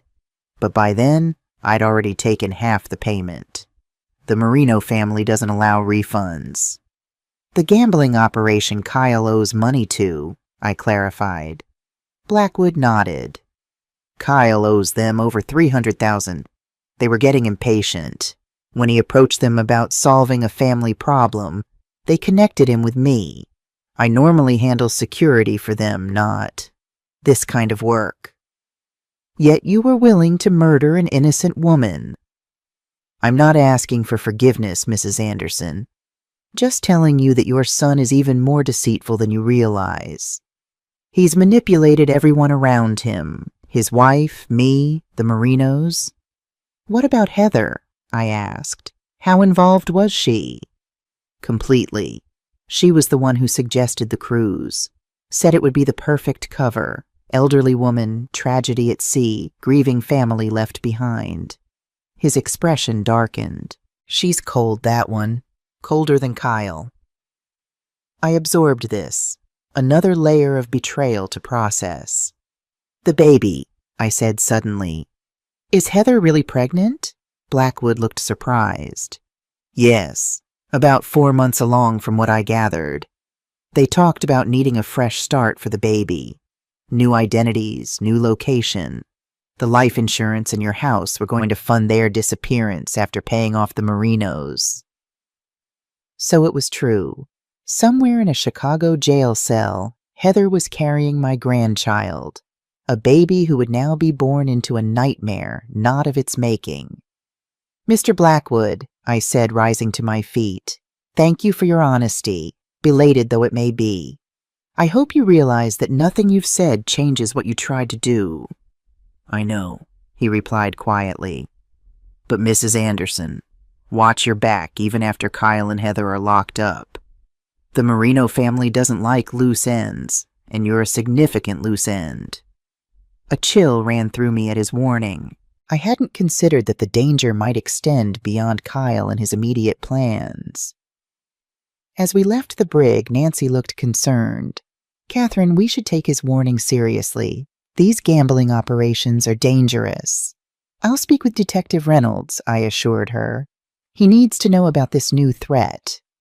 Back in Nancy's suite, I called Frank and related everything Blackwood had told me, including the warning about the Marino family. "I'm already aware of the Marinos," Frank confirmed. "They're a mid-level operation, dangerous but not cartel level. I've notified my contacts in the organized crime division.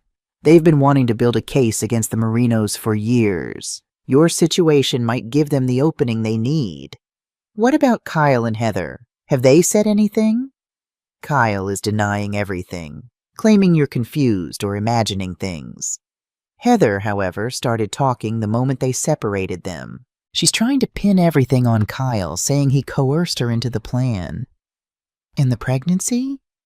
"Confirmed. She's 17 weeks out." I closed my eyes, processing this.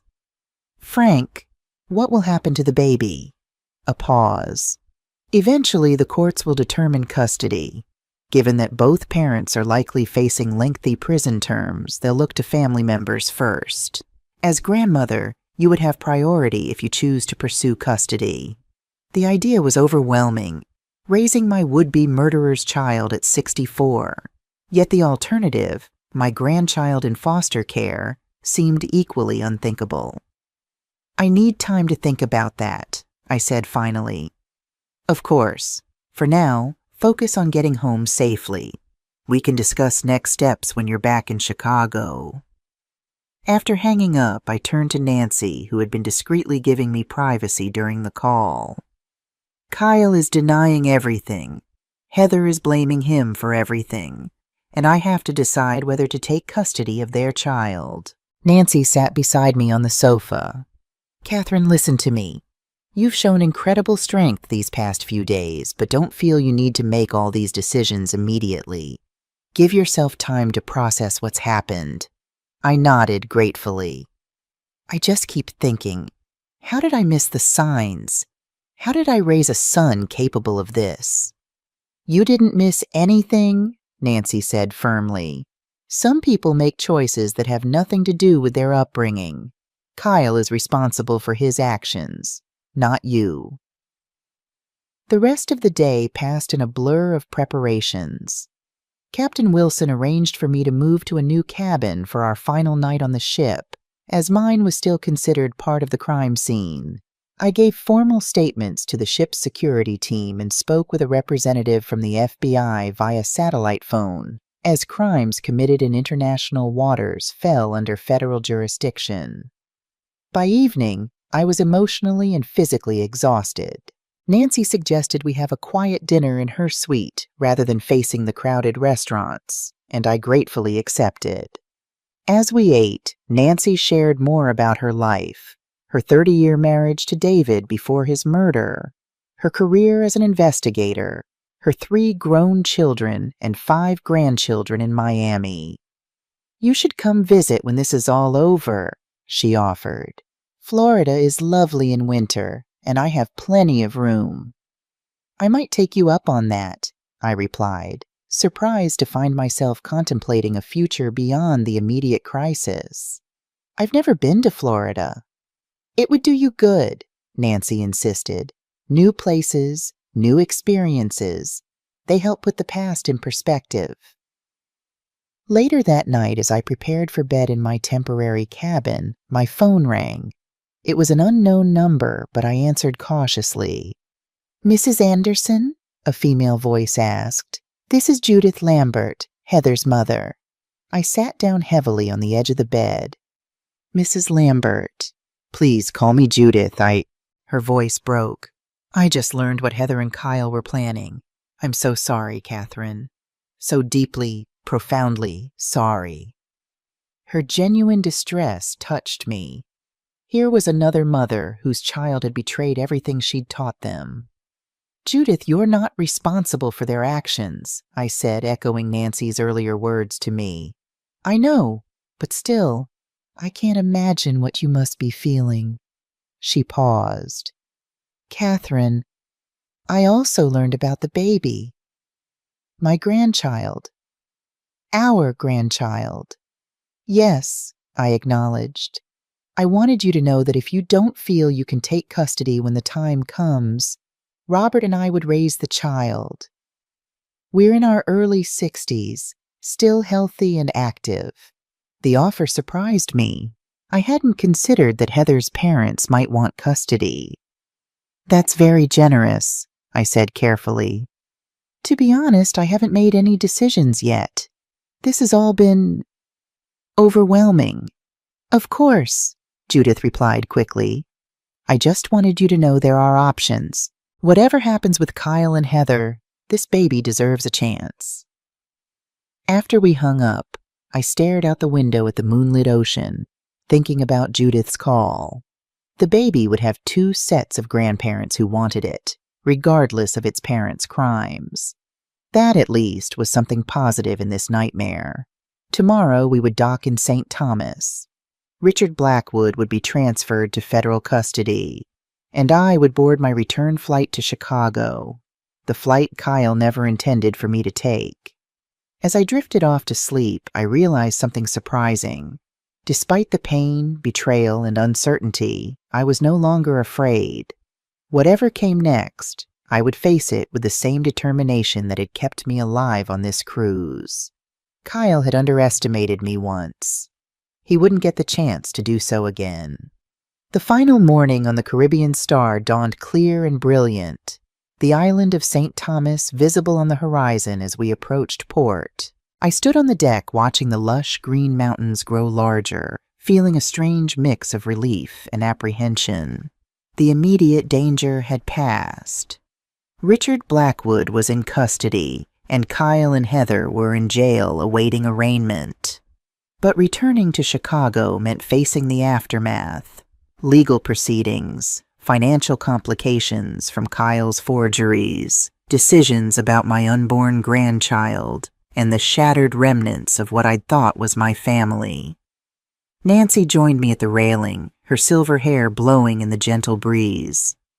"Beautiful morning," she commented. "How are you holding up?" "I'm trying to prepare myself for what comes next," I admitted. "Going home feels like stepping into another kind of storm." "You won't be alone," Nancy assured me. "I've decided to come to Chicago with you, at least for a few days." I turned to her in surprise. "Nancy, you don't have to do that. You've already done so much." "I know I don't have to. I want to." Her eyes held mine steadily. "Catherine, what we've been through together creates a bond. Besides, I have experience with the legal process in cases like this. You could use an advocate who understands the system." Tears welled in my eyes unexpectedly. After decades of being the strong one, always giving support rather than receiving it, Nancy's offer touched something deep within me. "Thank you," I managed, briefly squeezing her hand. As the ship docked, Captain Wilson approached us. "Mrs. Anderson, federal agents are waiting to take custody of Mr. Blackwood and to take your formal statement. Officer Peterson will escort you to the meeting room when you're ready." I nodded. "I'd like to thank you again, Captain, for everything you and your crew have done. If not for your willingness to believe me and act quickly—" "No thanks necessary," he replied warmly. "This ship is my responsibility, and every passenger's safety is paramount." He hesitated, then added, "If I may say so, Mrs. Anderson, you've shown remarkable courage throughout this ordeal. Many people would have collapsed under such circumstances." After the captain left, Nancy and I returned to our cabins to finish packing. At 10 o'clock a.m., Ashley Peterson arrived to escort me to the meeting with federal agents. The meeting was conducted in a private conference room near the ship's administrative offices. 2 FBI agents, a serious young woman named Agent Diaz, and an older man introduced as Agent Whitman, took my statement, recorded my account of events, and collected the audio recordings Nancy and I had made of conversations with Kyle, Heather, and Blackwood. "Mrs. Anderson," Agent Diaz said as we concluded, "your evidence will be extremely valuable in building the case against your son and daughter-in-law. We'll likely need you to testify when this goes to trial." "I understand," I replied, the thought of facing Kyle in court simultaneously terrifying and necessary. "We've also opened an investigation into the Merino gambling operation based on information from Mr. Blackwood," Agent Whitman added.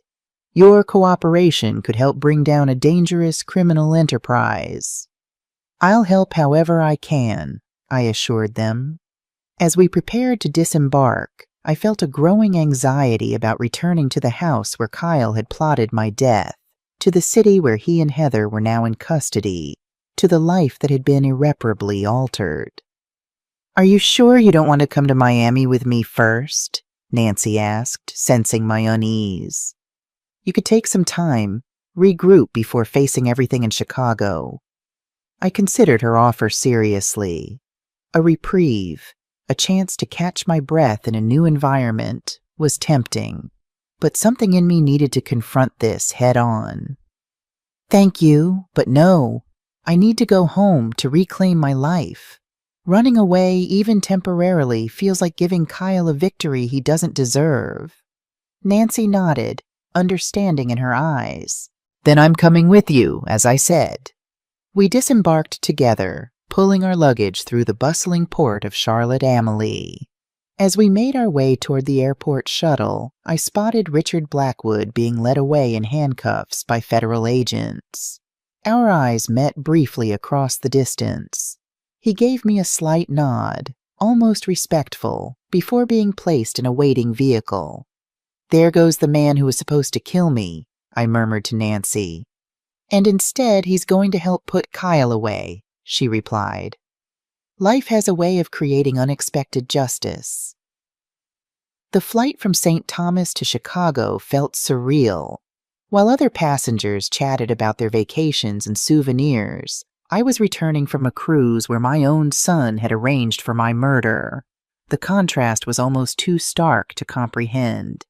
As the plane began its descent into Chicago, I gazed out the window at the familiar skyline, steeling myself for what lay ahead. Nancy, seated beside me, placed a reassuring hand over mine. "One step at a time," she said simply. Detective Frank Reynolds was waiting for us at the arrival gate, his tall figure easy to spot in the crowd. He greeted me with genuine relief. "Mrs. Anderson, I can't tell you how glad I am to see you safe." "Thank you for everything you did, Frank," I replied, introducing him to Nancy. As we drove toward my house, Frank updated me on developments with Kyle and Heather. They're being held without bail, pending arraignment. Kyle continues to deny everything, claiming you misunderstood what you heard, and that Blackwood acted independently. Heather, however, has been more cooperative.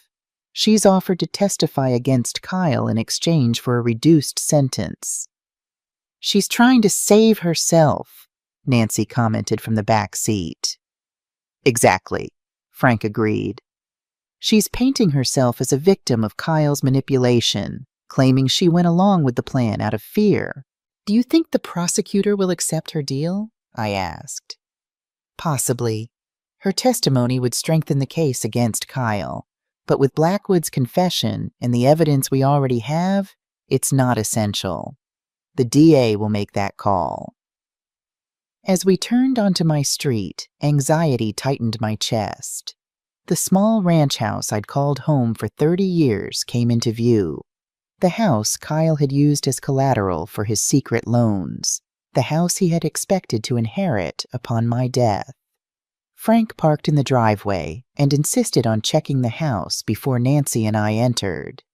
After confirming it was secure, he carried our bags inside while I stood in the living room, taking in the familiar surroundings with new eyes. This was where Kyle had stood talking on the phone about my accident. This was where he had casually discussed collecting my life insurance. The home that had once represented security now felt tainted by his betrayal. "Catherine?" Nancy's voice broke through my thoughts. "Should I put on some coffee?" "Yes, please," I replied, grateful for her practical suggestion. "The kitchen is through there." While Nancy busied herself in the kitchen, Frank showed me the documentation he'd gathered about Kyle's financial deceptions. Loan agreements with my forged signature, bank statements showing large withdrawals, evidence of payments to the Marino gambling operation. "The fraud charges alone could put him away for years," Frank explained. "Add the conspiracy to commit murder and attempted murder charges, and he's looking at potentially 20 years or more." The reality of it, my son spending decades in prison, hit me with fresh force. Despite everything Kyle had done, a part of me still struggled to reconcile the smiling boy in the photos on my mantel with the man who had plotted my death. Nancy returned with coffee, her observant eyes noting my distress. "Frank, I think that's enough for today. Catherine needs rest." He nodded, gathering his papers. "Of course. Mrs. Anderson, I'll be in touch tomorrow. The prosecutor will want to meet with you soon to prepare for the arraignment." After Frank left, Nancy and I sat in silence, sipping our coffee. The emotional weight of the past week seemed to descend all at once, leaving me drained and disoriented. "I keep wondering when I'll wake up from this nightmare," I confessed. "When I'll discover it was all a terrible misunderstanding." Nancy's expression was compassionate but firm. That's normal, Catherine. But you know this is real. The evidence is overwhelming. I know, it's just, how do I live with this knowledge? How do I reconcile the son I thought I raised with what he tried to do? You don't, Nancy replied simply. Not right away. You give yourself permission to grieve for the son you thought you had, for the relationship you've lost, for the family that will never be the same.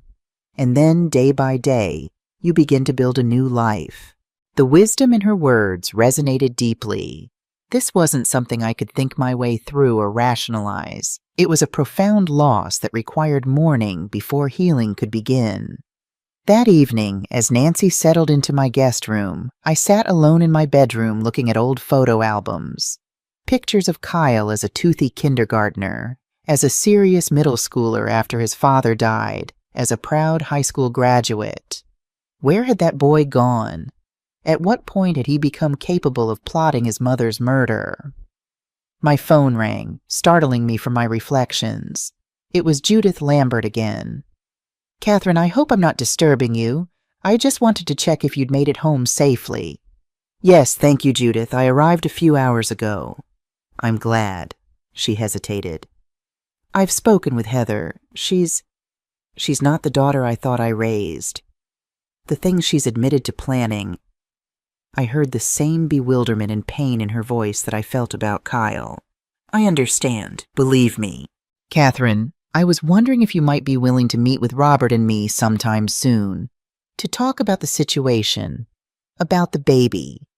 I know it's a lot to ask, given what our children tried to do to you, but I think that would be a good idea, I said, surprising myself with the realization that I meant it. We're connected now, whether we wanted to be or not, and the baby deserves for us to communicate. We arranged to meet for lunch the following week, after I'd had time to settle in and meet with the prosecutor. As I hung up, I felt a small measure of peace. At least Heather's parents seemed decent people, concerned about doing the right thing. I returned to the photo albums, closing them gently and putting them away. Those memories belonged to the past, a past that had suddenly been revealed as partially illusory. Now I needed to focus on the present and the difficult choices that lay ahead. Tomorrow would bring meetings with prosecutors, financial advisors to address Kyle's forgeries, and the beginning of legal proceedings that would likely stretch for months. But tonight, I allowed myself the luxury of simple exhaustion, crawling into bed and letting sleep claim me. My last thought before drifting off was not of Kyle or the cruise or the danger I'd escaped. Instead, I thought of Nancy's invitation to visit Florida, of the possibility of new experiences and friendships in a life I never expected to have. Perhaps that was the first tiny seed of a future beyond betrayal, a future I would build on my own terms.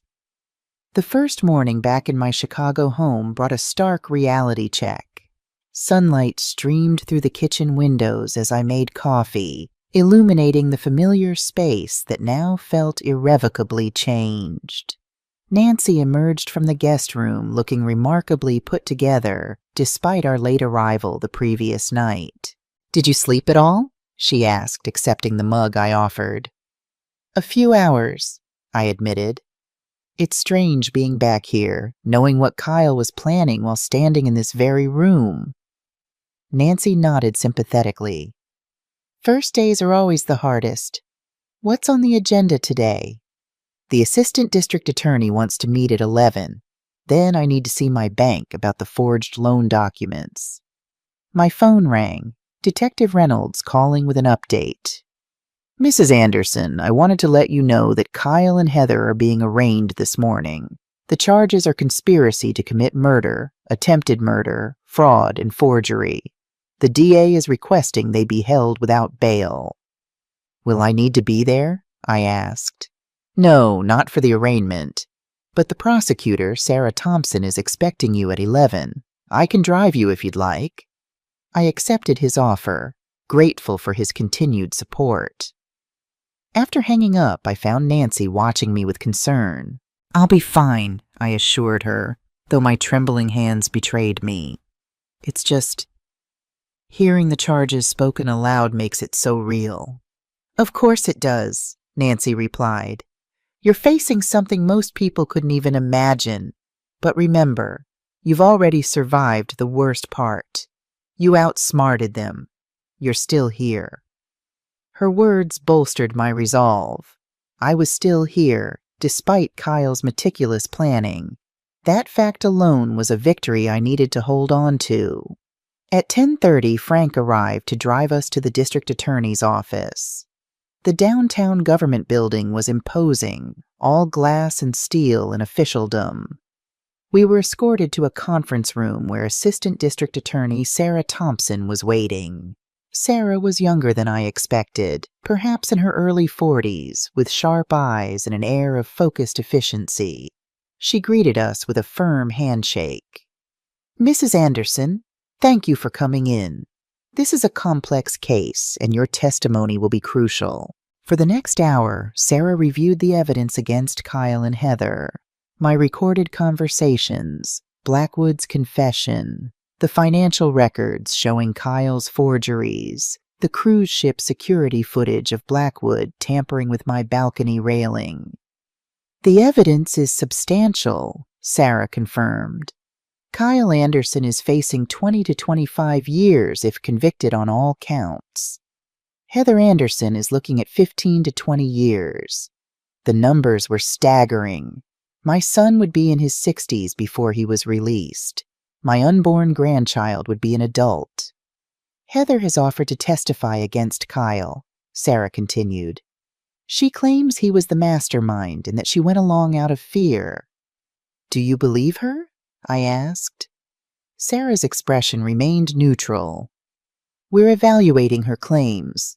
Blackwood's testimony contradicts her story somewhat. He indicated she was an active participant, not a reluctant accomplice." "What about the baby?" I asked, the question that had been weighing on me since learning of Heather's pregnancy. "The court will determine custody arrangements closer to the birth. As grandmother, you would have priority if you wish to pursue custody. Otherwise, the child would likely go to other family members or into foster care." The responsibility of that decision pressed on me heavily. Could I raise my would-be murderer's child? Could I look at that innocent face every day without seeing echoes of Kyle's betrayal? "Mrs. Anderson," Sarah said, seeming to read my thoughts, "you don't need to decide anything about custody right now. Focus on the immediate legal proceedings." After finishing with Sarah, we headed to my bank. The manager, Mr. Patel, had been notified about Kyle's forgeries and was waiting for me in a private office. "Mrs. Anderson, I'm deeply sorry about this situation," he said, genuine concern in his eyes. "We've flagged all the fraudulent documents and frozen the associated accounts." Mr. Patel showed me the 3 loans Kyle had taken out using my house as collateral, $75,000, $45,000, and $55,000, all with what appeared to be my signature. "The forgeries are good," he admitted, "but now that we know to look for them, we can see discrepancies." "What happens to these loans now?" I asked, staring at my son's handiwork. "Since they were obtained fraudulently, the bank will pursue restitution from Kyle Anderson, not from you or your property. We'll file the necessary paperwork today to remove these liens from your home." Relief washed over me. At least I wouldn't lose my house because of Kyle's actions. By late afternoon, exhaustion had set in. Nancy suggested we pick up takeout rather than attempting to cook, and I gratefully agreed. As we ate Chinese food in my living room, the reality of the past week finally caught up with me. I set down my chopsticks, unable to continue pretending normalcy. "I keep thinking I should have seen this coming," I confessed, tears threatening. "There must have been signs." Nancy set aside her own food. "Catherine, listen to me. People who commit these kinds of betrayals are often masterful at deception. Kyle spent years learning exactly how to appear as the loving son you wanted to see. But to plan my death so coldly. I couldn't complete the thought. The why matters less than what happens next, Nancy said firmly. And what happens next is entirely up to you. What do you mean? I mean that you get to decide what your life looks like now. Not Kyle, not the courts, not the past. You. Her words struck something deep within me. The realization that despite everything that had been taken from me, I still had choice. I still had agency. I still had a future, however altered from what I'd imagined. That night, lying in bed, I allowed myself to consider possibilities I'd never contemplated before. Without the weight of Kyle's expectations or supposed needs, what did I want for myself? What dreams had I deferred or abandoned that might now be rekindled? The questions had no immediate answers, but asking them felt like the first tentative step toward healing. 3 days after returning to Chicago, I received a call from Sarah Thompson.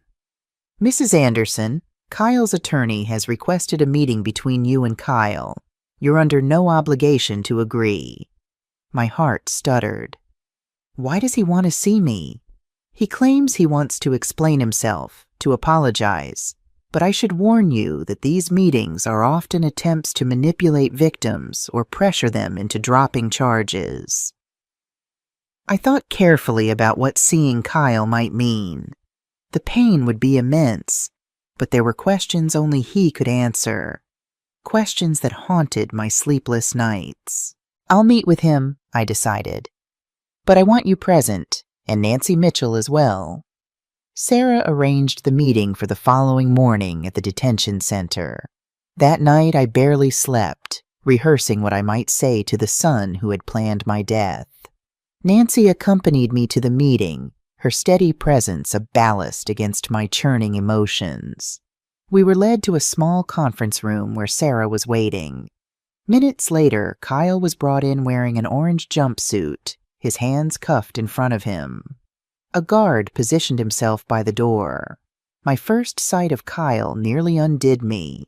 He looked pale and haggard, his usually meticulously styled hair disheveled. But it was the familiarity that hurt most, the shape of his eyes so like his father's, the chin that had always been stubbornly set even as a toddler. "Mom," he said, his voice cracking slightly. I didn't respond. Couldn't respond. Nancy's hand found mine under the table, squeezing gently. "Thank you for agreeing to see me," Kyle continued when I remained silent. "I know you probably hate me right now." "I don't hate you, Kyle," I finally said, surprised by the steadiness in my voice. "I don't understand you. I don't recognize you. But I don't hate you." Kyle's eyes filled with tears. "Mom, this is all a terrible misunderstanding. I never wanted to hurt you. Blackwood misinterpreted what I was asking him to do." The transparent lie stoked a sudden anger in me. "Stop. Just stop. They have the recordings, Kyle. They have your text messages to Blackwood. They have the forged loan documents. There's no misunderstanding." "I was desperate," he pleaded, dropping the pretense. "The gambling debts, the people I owed money to, they were threatening to hurt Heather, to hurt me." "So you decided to hurt me instead," I stated flatly. "It wasn't like that. I convinced myself it would be quick, painless, that you'd never know." The cold calculation in his words sent a chill through me. "And that made it acceptable? That I wouldn't know you were murdering me?" Kyle's face crumpled. "I messed up, Mom. I messed up so badly. But please, you have to help me. If you tell them you forgive me, that you don't want to press charges." "No," I interrupted, a strange calm settling over me. "I'm not doing that, Kyle. Actions have consequences. Your father taught you that. I taught you that. Somewhere along the way, you decided that rule didn't apply to you. Mom, please, he begged, real fear now visible in his eyes. I'm going to be a father. I can't raise my child from prison. You should have thought of that before you planned to deprive your child of a grandmother, I replied, standing up. I've heard enough, Sarah. Wait, Kyle called as I turned to leave. What about the baby? My baby? I paused, looking back at my son, this stranger wearing Kyle's face. That child will be cared for and loved, whether by me or by Heather's parents, that's yet to be determined. But unlike you, we won't abandon an innocent life when it becomes inconvenient. As Nancy and I left the conference room, Kyle's broken sobs echoed behind us. In the hallway, I leaned against the wall, suddenly unsteady. You did well, Nancy said quietly. That couldn't have been easy. It wasn't, I admitted, but it was necessary for both of us. Later that afternoon, Sarah called to inform me that Kyle's attorney had approached her about a plea deal. He's offering to plead guilty to conspiracy and fraud in exchange for a reduced sentence, 15 years instead of 25. What do you think? I asked. Honestly? It would spare you a trial, which can be grueling for victims, and 15 years is still substantial time. She paused. But this is your decision, Mrs. Anderson. You're the one most affected by his crimes. I considered what a trial would mean, having to testify, having to relive every painful detail, having my family's darkest moments made public record. Yet there was also the matter of justice. I'll accept the plea deal, I decided, but only if he admits to everything. No minimizing, no claiming it was a misunderstanding. The record needs to show exactly what he did. Sarah agreed to present my conditions. 2 days later, she called back to confirm Kyle had accepted. He'll formally plead guilty next week. 15 years, with possibility of parole after 12, contingent on his full admission of guilt. Heather's situation proved more complicated.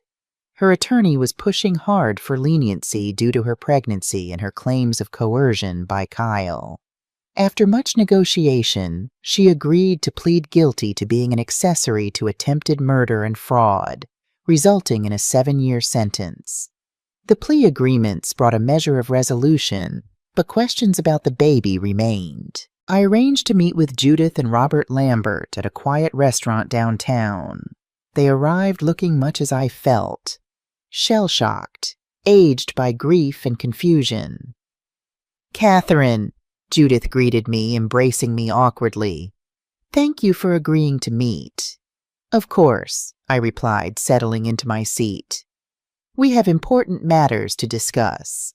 Robert, a tall, distinguished-looking man with silver hair, spoke directly. "Catherine, we want you to know that we're as horrified by Heather's actions as you must be. We raised her to know right from wrong, to value human life. This is incomprehensible to us." "I understand completely," I assured them. "I've been asking myself the same questions about Kyle." "The baby is due in 4 months, Judith said, her hand unconsciously moving to her own stomach. "Heather will give birth in custody." The thought of that child born in a prison medical ward, surrounded by guards instead of family, brought unexpected tears to my eyes. "What are your thoughts about custody?" I asked carefully. Judith and Robert exchanged glances. "We'd like to raise our grandchild," Robert said. "We're still young enough, healthy enough, but we recognize your claim as Kyle's mother is equally valid." "And we would never try to keep the child from you," Judith added quickly. "You would always be welcome in our grandchild's life." Their openness moved me. These people had every reason to avoid me, to see me as the woman whose testimony had sent their daughter to prison. Instead, they were offering shared grandparenthood. "I've been wrestling with this decision," I confessed. "Part of me feels obligated to raise Kyle's child myself, but at 64, starting over with an infant, I trailed off, then gathered my courage to speak my truth. I think the baby would be better off with you as primary caregivers, with me as a very involved grandmother. The relief on their faces was palpable. We would welcome that, Judith said, reaching across the table to squeeze my hand. This child deserves all the love and stability we can provide. We spent the next hour discussing practical arrangements, how I would visit, holidays, what the child would call each of us. By the time we parted, I felt lighter, as if a burden I hadn't fully acknowledged had been lifted. Nancy was waiting at my house when I returned. "How did it go?" she asked. "Better than I expected," I replied, settling beside her on the sofa. "They're good people, Nancy. The baby will be well loved with them. And you'll be part of that child's life," she affirmed. "Yes," I nodded, feeling more certain of my decision. "I'll be Grandma Catherine, who visits often and spoils shamelessly, but who also has her own life." "Speaking of which," Nancy said, "have you given any thought to what comes next for you, after the legal matters are settled?" I hadn't, not consciously, but Nancy's question crystallized something that had been forming in my mind since our return. "I don't think I can stay in this house," I admitted. "Too many memories, too many shadows. I'm thinking of selling it, maybe buying a small condo downtown." "That sounds like a positive step," Nancy encouraged. "And I might take you up on that invitation to visit Florida," I added with a small smile. "I've never seen the ocean outside of a cruise ship." "My door is always open," Nancy assured me, her eyes warm with friendship. That night I walked through my house room by room, seeing it not as the home where I'd raised Kyle, but as an asset I could transform into a new beginning. The kitchen where I'd cooked thousands of meals, the living room where Kyle had opened Christmas presents, the backyard where he'd practiced baseball. All of it could be converted into resources for a different life than the one I'd planned. The realization wasn't painless, but it held promise. At 64, I was being given an unexpected opportunity to reinvent myself. The thought was simultaneously terrifying and exhilarating. The following weeks passed in a blur of legal proceedings and practical arrangements. Kyle formally entered his guilty plea in a subdued courtroom, admitting to conspiracy to commit murder, attempted murder for hire, and multiple counts of fraud. Hearing him recite his crimes in a monotone voice was surreal, like watching a stranger who happened to look like my son. Heather's plea hearing followed a week later. Unlike Kyle, she broke down repeatedly during her statement, alternating between blaming Kyle and expressing what appeared to be genuine remorse. I found myself pitying her despite everything, this young woman who had allowed greed and desperation to override basic humanity.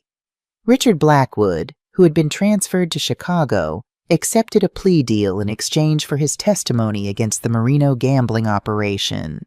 His cooperation resulted in a 5-year sentence rather than the 15 he might have faced. With the legal matters largely resolved, I turned my attention to rebuilding my life. I listed my house with a real estate agent who assured me the property would sell quickly in the current market. I began looking at condominiums in downtown Chicago, drawn to the idea of walkable neighborhoods and buildings with security. Nancy extended her stay, helping me sort through decades of accumulated possessions. We created piles for keeping, donating, and discarding, a physical manifestation of the emotional sorting I was doing internally. "What about these?" Nancy asked one afternoon, holding up Kyle's high school sports trophies. I considered them for a moment. "Store them," I decided. "His child might want them someday." We worked our way through the house methodically, room by room. The process was cathartic, deciding what parts of my past to carry forward and what to leave behind. "You know," Nancy observed as we boxed up kitchen items, "you've changed since I met you on that cruise ship." "How so?" "You're more decisive, more certain of yourself, less willing to accommodate others at your own expense."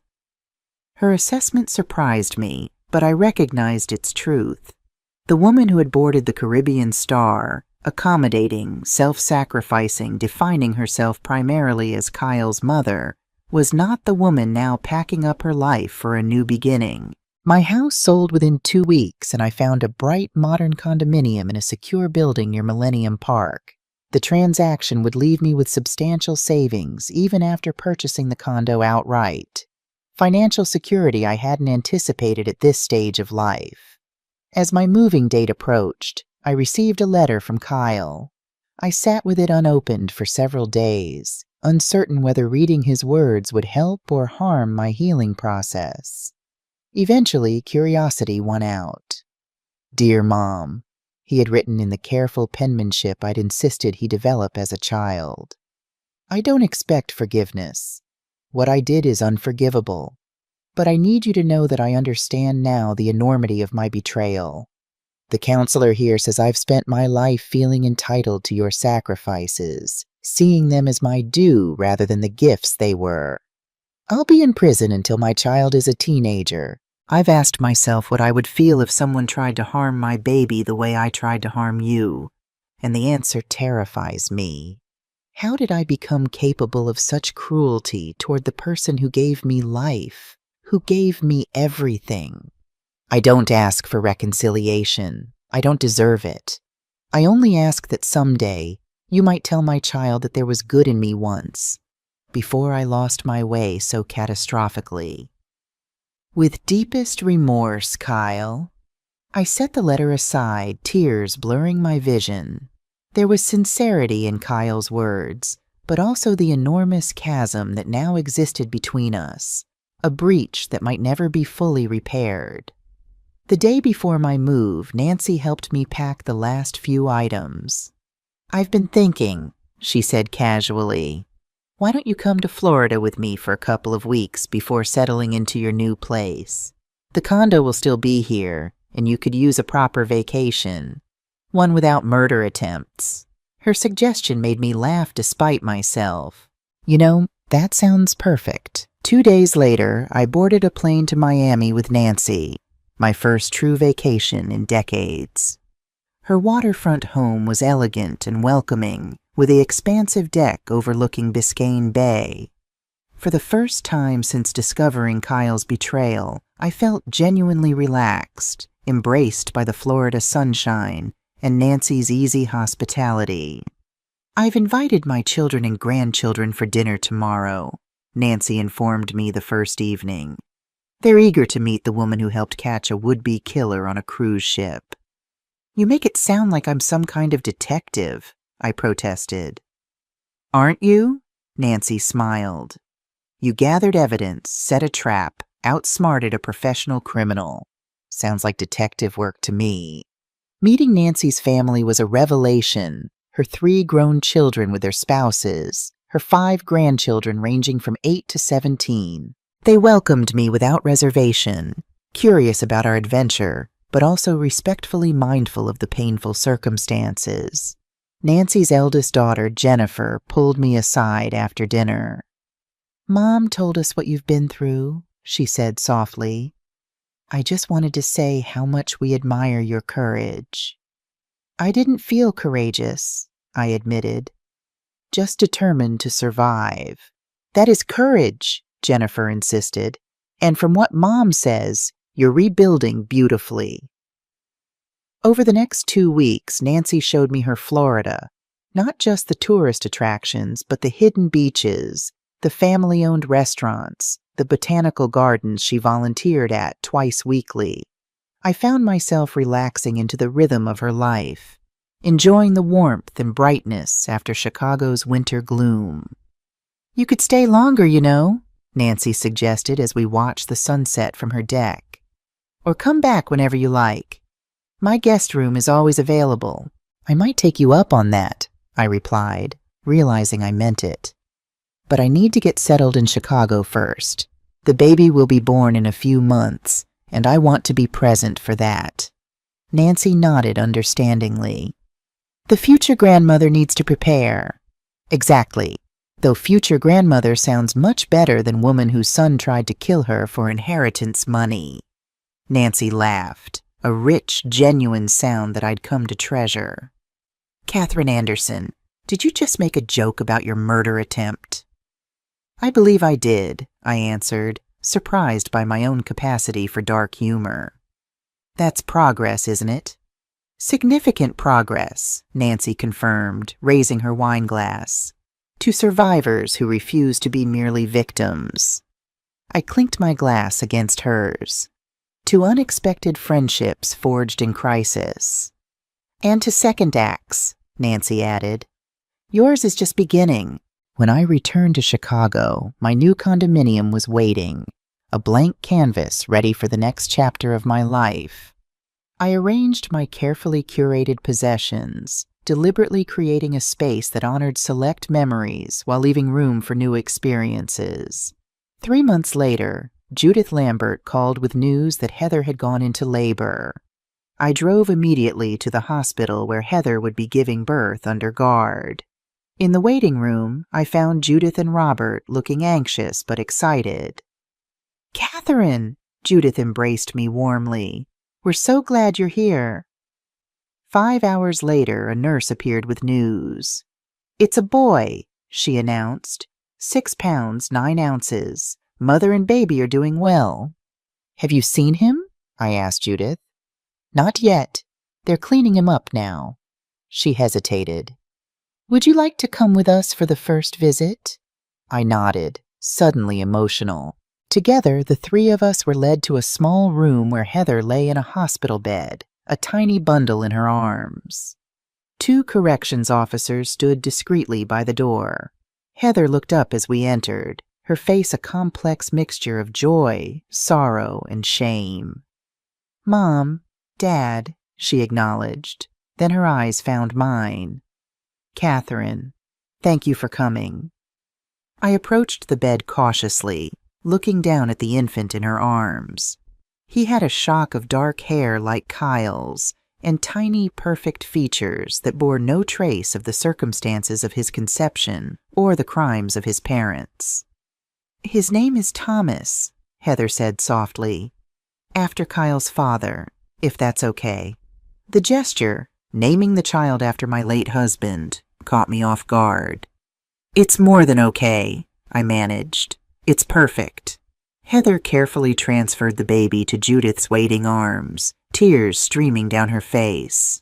Mom, Dad, Catherine, I know I have no right to ask anything of any of you, but please love him enough for both Kyle and me during these years we can't be there. We will, Robert promised, gently touching his grandson's cheek. He'll know he's loved every day. When it was my turn to hold Thomas, I looked down into his sleeping face and felt an unexpected peace settle over me. This child represented both the worst and best of possibilities. Born from betrayal, yet offering a future unmarred by his parents' choices. Hello, Thomas, I whispered. I'm your Grandma Catherine, and you, little one, are going to be just fine. As I carefully passed Thomas back to Heather for their brief time together, before he would go home with Judith and Robert, I realized something profound. The cruise that was meant to end my life had instead transformed it. I had discovered strength I'd forgotten I possessed. I had found friendship with Nancy that enriched my days. And now, this tiny boy offered a connection to family that was complicated but genuine. Kyle had failed in his attempt to eliminate me for inheritance money. What he couldn't have anticipated was that his actions would ultimately free me from obligation, from self-sacrifice, from a life defined solely by motherhood. At 64, I was starting again, not despite Kyle's betrayal, but because of it. The painful catalyst had forced me to reclaim myself, to remember the woman who existed before and beyond being Kyle's mother. As I left the hospital that day, I called Nancy to share the news of Thomas's birth. He's beautiful, I told her, and I'm going to be part of his life, but on my terms. As it should be, Nancy approved. How does it feel? I considered her question as I walked to my car under a bright spring sky. It feels like Possibility, I answered finally. Like I've been given time I never expected to have, and I intend to use it well. That, Nancy replied, sounds exactly right. 3 months later, I boarded a plane to Miami again, this time not running from trauma, but moving confidently toward joy. Nancy was waiting at the airport, her arms open in welcome. "Ready for your swimming lessons?" she asked as we drove toward her home. I laughed, thinking of the schedule we'd planned. Swimming in the mornings, volunteering at Nancy's botanical garden in the afternoons, dinner with her family twice a week. "Ready for everything," I answered, and realized with quiet certainty that it was true. The woman who had boarded the Caribbean Star, believing her life was essentially over, had discovered instead that it was just beginning anew, different than planned, marked by scars of betrayal, but vibrant with possibility nonetheless. And that, perhaps, was the greatest victory of all.